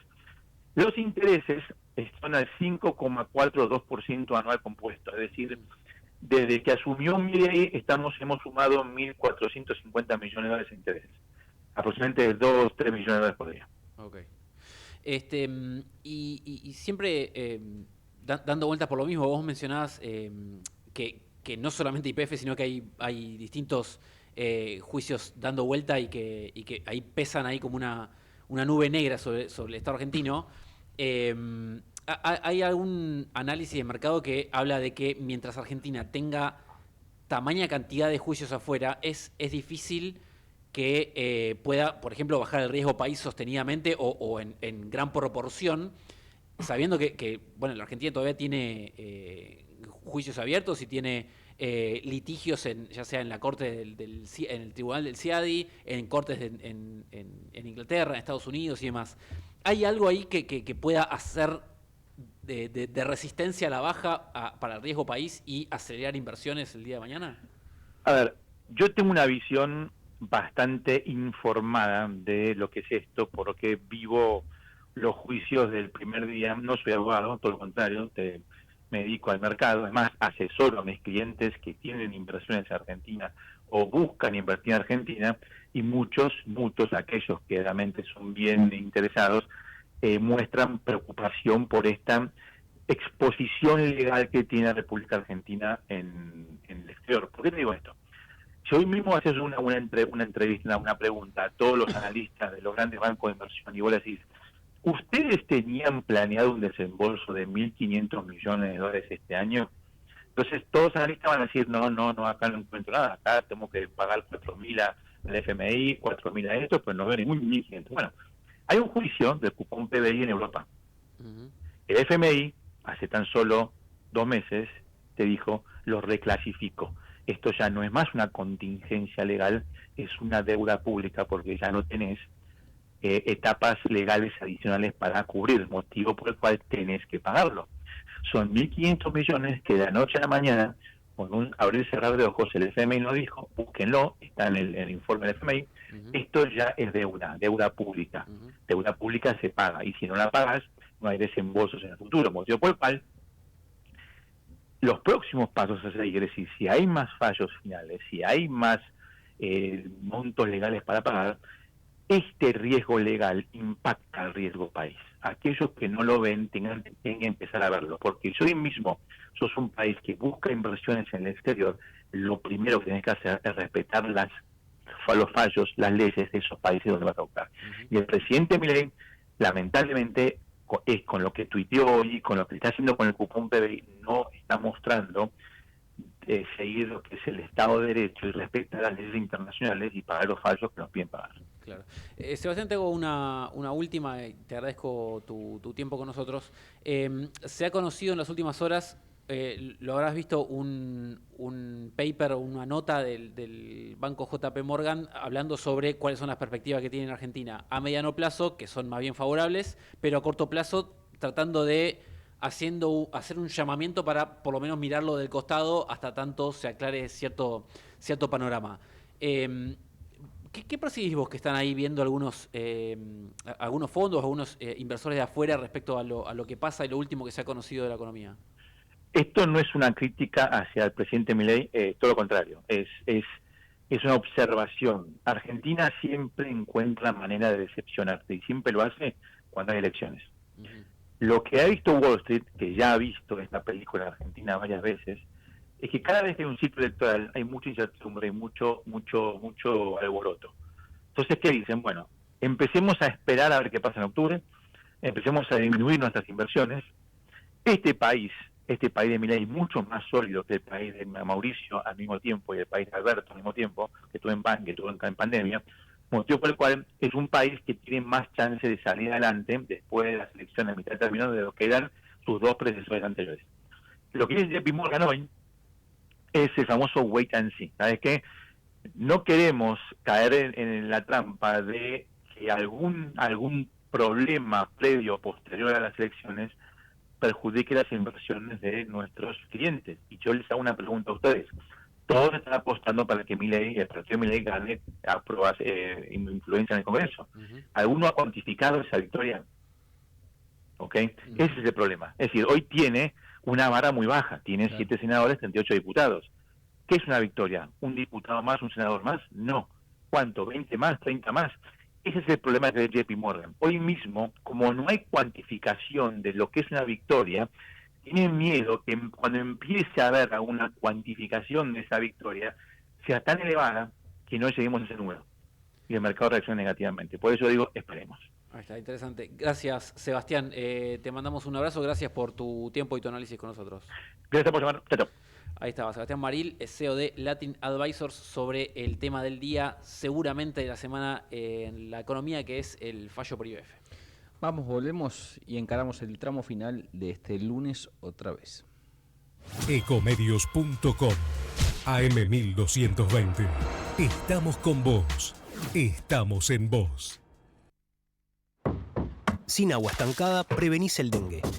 Vacía, limpia y cepilla los recipientes que acumulen agua para eliminar larvas y huevos del mosquito que lo transmite.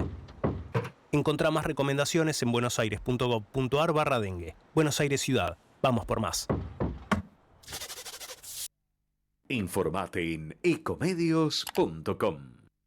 Seguinos en TikTok, @ecomedios1220.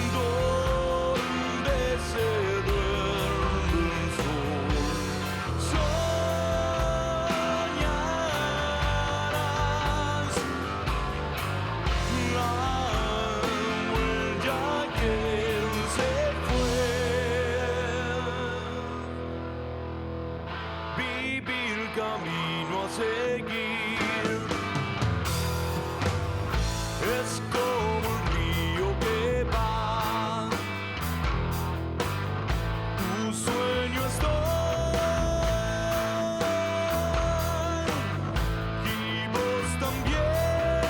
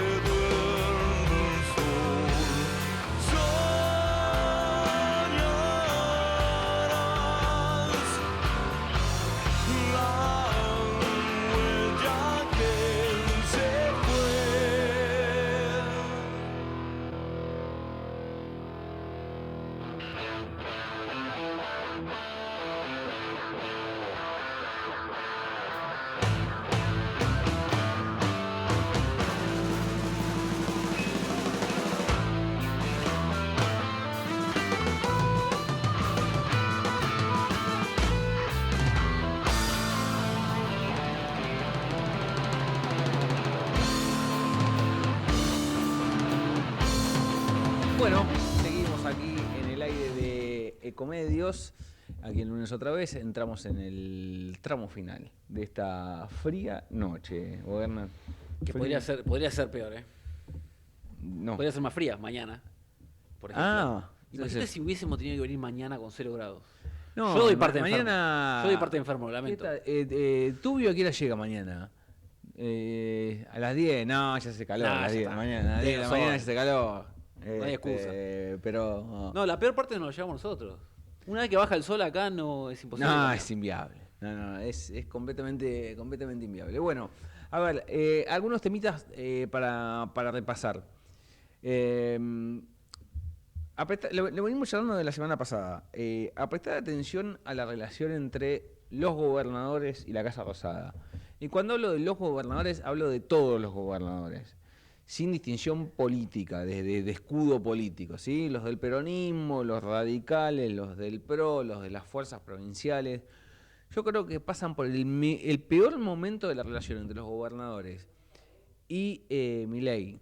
Después de ese primer trimestre turbulento de comienzo de gestión de Milei, en el que empezó a decirles no hay plata, no les transfiero más las transferencias discrecionales. No, cae la ley bases en ese momento. Viene la ley bases, les bajo el subsidio al transporte. Sí. Bueno, digo, cuando empieza toda esa etapa muy conflictiva y después los gobernadores empiezan a decir, bueno, vamos a negociar, nos vamos a hacer cargo nosotros de algunas cosas, no hay más obra pública, le dice Milei, no hay plata, el famoso no hay plata.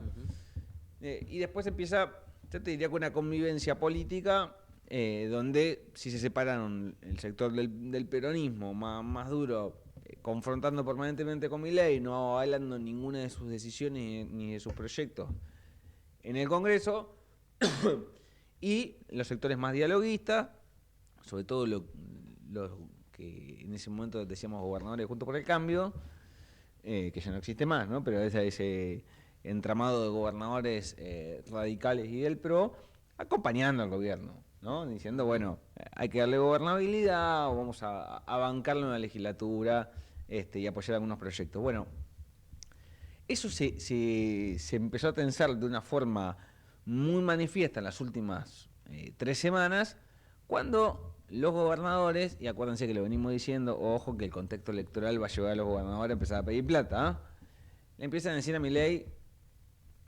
Javier, todo muy lindo, pero danos la nuestra, ¿no? Danos la coparticipación, empezar a transferirnos la plata que nos debes, porque si no, vamos a empezar a estar mal. Esta relación va a empezar a estar mal. Y claro, ¿qué pasa? ¿Cuál es el problema de eso? Que los gobernadores empiezan a poner de acuerdo entre ellos. Una rareza, ¿eh? En estas famosas reuniones del CFI, sí.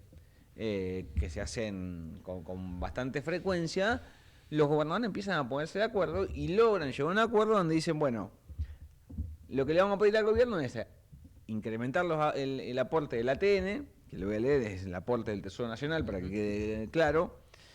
Para poner en contexto, es una partida discrecional de todas las que tiene entre el gobierno nacional y las provincias. Es la única que se reparte de forma discrecional de acuerdo a lo que quiera el Poder Ejecutivo. Dice, bueno, hay que incrementar el ATN, coparticipar en el impuesto a los combustibles y eliminar los fondos fiduciarios, como, te diría, como un combo para decir que así se generen más ingresos. Sí. Obviamente el gobierno dijo no. Eso no lo vamos a hacer. Entonces el gobierno por estas horas está estudiando una contrapropuesta. ¿Por qué? Porque cuando el gobierno le dice a los gobernadores, bueno, miren, nosotros no les vamos a aceptar lo que nos están pidiendo, eso no se lo vamos a dar, los gobernadores dicen, bueno, perfecto, vos no nos das esto, entonces nosotros lo que vamos a hacer es ponernos todos de acuerdo, hacer un proyecto de ley, 1, 2, 3 proyectos de ley, para juntar consenso alrededor de uno, presentarlo en el Congreso y sacarlo por ley. Claro, cuando el gobierno empieza a hacer cuentas, dice, si al peronismo en su conjunto, que es la primer minoría de la Cámara de Diputados y la Cámara de Senadores, se le suma a la izquierda, se le suma algún independiente, alguna fuerza provincial, y le sumo el apoyo de los legisladores que responden directamente a los gobernadores, estoy al horno. Sí. O sea, ¿qué pasa? Se genera una gran mayoría que tiene 2 problemas para el gobierno. La primera es, obviamente, perder la votación. Digamos que lo que le están pidiendo los gobernadores, al no poderlo negociar, se termina imponiendo vía ley con una mayoría pesada. Eso por un lado. Y obviamente con el derivado del costo político que implicaría vetar la ley, que es algo que Milei ya ha hecho en otras oportunidades. Pero el segundo costo político, que para mí sería mucho más trascendente en términos simbólicos, tiene que ver con que tenés a toda la oposición, indistintamente del partido político que representen, enfrentada al gobierno nacional. Es decir, todo el arco opositor, desde los radicales hasta el peronismo, desde la izquierda hasta los partidos provinciales y de los bloques intermedios, como puede ser la coalición cívica, hasta los gobernadores del PRO, todos enfrentados en línea a Milei. Bueno, me parece que es una foto que el gobierno no quiere ver, ¿no? Porque ya no es el peronismo, porque ya no es la izquierda, es todo el arco opositor diciéndole a Milei, bueno, hasta acá llegaste. Sí, y aparte, el tema en cuestión, el tema que es el corazón de la pulseada, son los recursos y es el superávit o el sobrante de plata que hay. Y es, como sabemos, porque lo hemos visto el año pasado, cuando hubo una ley que aumentaba un puchito para los jubilados, es que el gobierno tiene el mandato presidencial de que va a vetar cualquier tipo de iniciativa que salga del Congreso y que implique alguna reconfiguración que el gobierno no prevea. Si, como decís vos, si se forma una mayoría lo suficientemente marcada para no solamente sancionar el proyecto, sino además bloquear cualquier, o sea, sobreponerse a un veto ejecutivo, ahí al gobierno no le va a quedar otra que tratar de, con esta contrapropuesta, mañana en el CFI, como decías vos, se van a juntar los ministros de las provincias con el enviado de Luis Caputo, que es Carlos Huberman, que es el secretario de Hacienda, y que es marcado como el hombre que se sienta encima de la caja, el hombre que decide que los ATN no se repartan, o que bloquea cualquier tipo de envíos a las provincias o de cualquier otra partida. Bueno, se van a sentar con ese funcionario que es el supervisor de la caja del Estado para ver de qué manera pueden llegar a un punto medio. Hay que ver si ese punto medio existe. Sí, es difícil decirlo a esta altura. Insisto con esto. Una parte es la discusión económica, que es la que vos acabás de relatar al detalle que se empieza, no que se empieza a dar, pero que mañana va a tener un mojón importante, que es esta reunión de los ministros de Hacienda de todas las provincias con Huberman, el hombre fuerte del gobierno en esta negociación y el que está sentado, como bien decís, arriba de la caja. La otra es la política, y que es algo en lo que el gobierno le ha dado mayor trascendencia con el paso de los meses. Esta cuestión de qué tan pesado es el simbolismo político de lo que hago. Y el gobierno ha estado acostumbrado a que en general ha construido mayoría con los gobernadores. Por eso le ha costado tanto al peronismo reacomodarse como oposición, porque siempre quedó en una situación de minoría, diversificado, con una parte del radicalismo peleada del bloque mayoritario de los radicales, como fue el caso de Manes, separándose del esquema de Loredo, con el espacio de Pichetto, donde está Nicolás Mazot, Monzó, los legisladores cordobeses, a veces acompañando, a veces no. Entonces, el gobierno se acostumbró a construir mayorías, básicamente con los gobernadores, porque tiene muy poquita cantidad de legisladores. Hasta que vamos a ver ahora cuando se venga el recambio de la Cámara a fin de año, después de la elección nacional. Entonces, ojo con eso, porque el gobierno ahora se enfrenta a un desafío político y económico, las dos cosas, pero un desafío político muy trascendente para su supervivencia en términos legislativos. Porque, como vos bien explicaste, si ya no tiene capacidad de poder sostener el veto, se enfrenta realmente a lo que puede ser un fracaso en el Congreso. ¿Por qué? Porque, repetimos, todos los gobernadores llegaron a un punto de acuerdo, van a presentar un proyecto y ahora esperan la contraoferta del gobierno para ver si existe o no existe un punto de negociación. Empezamos a despedirnos, ¿sí? Una pausita y volvemos y ya está, y se termina esto. Auspiciaron este programa. Llegó a Almirante Brown la telemedicina. Se trata de un sistema que permite realizar consultas médicas clínicas, pediátricas y psicológicas virtuales. Podés usarlo desde la comodidad del hogar las 24 horas sin necesidad de trasladarte. Ingresá a la telemedicina descargando la app Brown Previene o entrando en www.almirantebrown.gov.ar. Todos somos Brown. Ante la llegada del frío, es importante protegerse de la gripe. Si estás embarazada, vacunate. Si tu hijo tiene entre 6 y 24 meses, vacunalo. Si tenés 65 años o más, vacunate. Saca turno en buenosaires.gov.ar/gripe. Buenos Aires Ciudad. Legislatura porteña. Entérate de todo lo que estamos haciendo. Ingresá a legislatura.gov.ar para saber más. Nos une la ciudad. Seguro escuchaste de nosotros. Seguro escuchaste mucho de nosotros. Somos un río enorme y mucha costanera para caminar. Somos un mundo de sabores y muchos momentos para compartir. Somos cuna de campeones y mucha pasión por la celeste y blanca. Somos movimiento, creatividad y talento. Mucho talento. Rosario es mucho más. Queremos que traigas tu empresa a Esteban Echeverría. Te ofrecemos un municipio ordenado y transparente, la mejor ubicación y algo que no te ofrece nadie. 10 años sin pagar nada para que no pares de crecer. Esteban Echeverría, un municipio ordenado para seguir creciendo.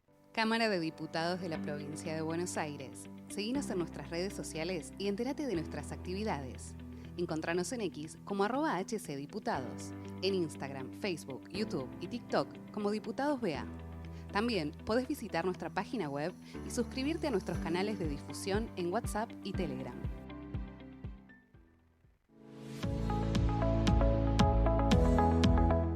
En Merlo cuidamos el ambiente. Canjea tus residuos reciclables por bolsas ecológicas. Sumate al programa Ecobolsas de la Municipalidad de Merlo. Ingresá a www.merlo.gov.ar/ambiente circular. Gobierno del Pueblo de Merlo. Gustavo Menéndez, Intendente. En un mundo donde el cambio climático es un desafío global, la provincia de Córdoba se compromete a liderar el camino hacia un futuro sostenible. El 1, 2 y 3 de julio en el Centro de Convenciones Córdoba, te esperamos en la primera Conferencia Climática Internacional. Un espacio para reflexionar sobre los desafíos del desarrollo sustentable y explorar soluciones innovadoras. Inscripciones abiertas en conferenciaclimática.cba.gov.ar. Invita Gobierno de Córdoba. Gestión Martín Yarlora.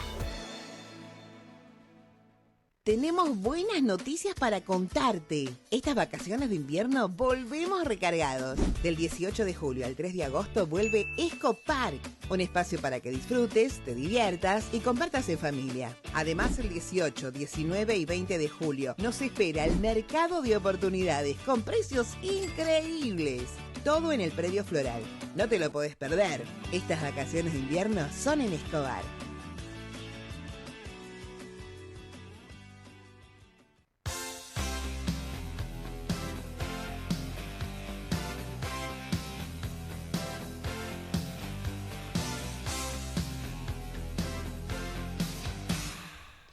Bueno, seguimos aquí en el aire de Ecomedios. Últimos 7 minutos. Werner, ¿largamos? ¿qué tiene para contarme en esta línea del tiempo que siempre hacemos en la etapa final del programa? ¿Qué hay importante esta semana, en estas horas? Sí, ¿no? En estas horas. Esta medianoche. Hay una expectativa con que haya... ¿Viste cuando mirás un partido de fútbol de tu equipo y estás esperando que hagan un gol sobre la hora, diciendo, no va a pasar, pero capaz que pasa.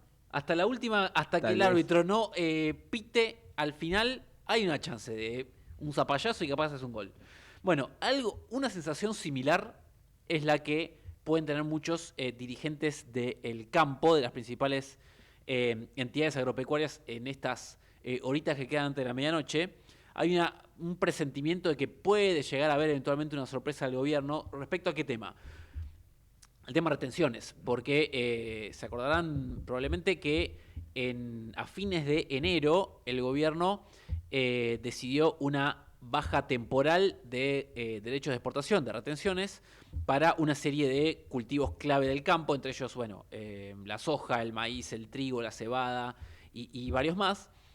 Pero bueno, fue, como decíamos, una baja temporal, es decir, empezaron a fines de enero y la ventana que ofreció el gobierno con retenciones más bajas termina en el último día de junio, es decir, hoy. Esta medianoche, o mejor dicho, a partir de mañana, volverían esas retenciones a un nivel más alto.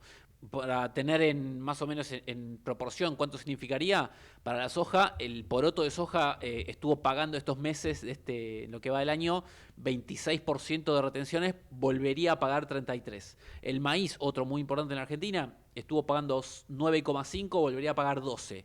Entonces, bueno, hay un aumento y eso a la rentabilidad del campo le va a pegar fuerte. ¿Por qué hizo el gobierno una ventana temporal y no lo hizo ad eternum? Bueno, porque en la primera parte del año es cuando se concentra la cosecha gruesa, es decir, la parte más importante de liquidación de venta de granos y de liquidación de las exportaciones. ¿Le rindió frutos al gobierno? Sí, claramente, porque todos los números que siguen cuál es el ritmo de liquidaciones y demás dieron que fueron números récords en comparación con los últimos años. Junio probablemente termine con unos 6.000 millones de dólares mensuales, que es un número que habría que ver hace cuánto que no se registraba en... Ahí el gobierno jugó su fichita, ¿no? Diciendo, miren que les voy a sacar cuando arranque julio les vuelvo a subir las retenciones. Claro, la lógica era... Empezó a apurar, ¿no? La lógica era, lo hago con este límite de tiempo para que ustedes se apuren a liquidarlo ahora. Entonces, la especulación que surgió, con más o menos información o más o menos expresión de deseos, que esto yo te decía de el que espera hasta el último momento que su equipo haga un gol, es, bueno, capaz que el gobierno ahora, que ya pasó toda esta ventana y que nos dijo, bueno, es hasta acá, apúrense a liquidar, dice, ok, ya liquidaron, bueno, ¿saben qué? Esta ventana en realidad va a durar 6 meses más o un año más o va a ser permanente. Pero el gobierno se guardó esa carta eventualmente, si eso pasara, hasta el final para precisamente incentivar esa liquidación acelerada. Bueno, habrá que ver.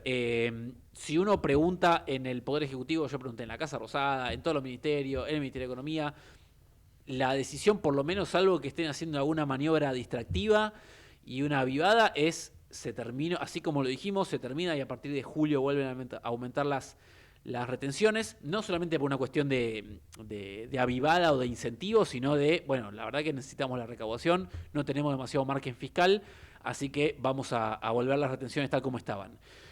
Y un último comentario sobre esto. La mesa de enlace ya ha hecho un comunicado esta mañana en términos bastante duros, considerando que la relación dentro de todo es buena con el gobierno.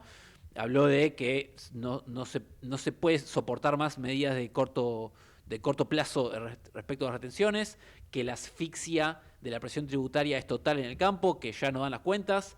Es bastante duro para el tipo de relación que tienen con el gobierno y habrá que ver, porque como sabemos siempre en julio se lleva adelante la exposición de la sociedad rural, todos los julios.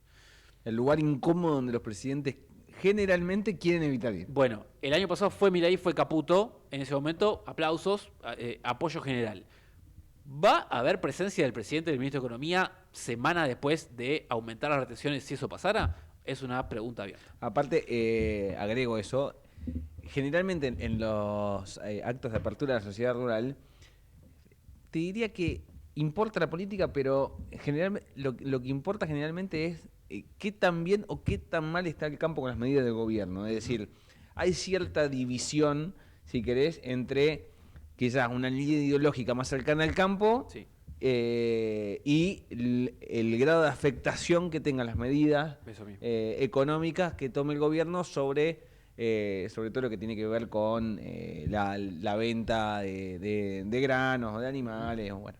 Pero digo, para que no para que no quede como que en definitiva tiene que ver con una cuestión puramente ideológica, sino que es cuánto me afecta, cuánto no, y ahí se vienen los aplausos o los silbidos. Exactamente. ¿No? Así que bueno, parte de esa respuesta va a estar respondida esta medianoche.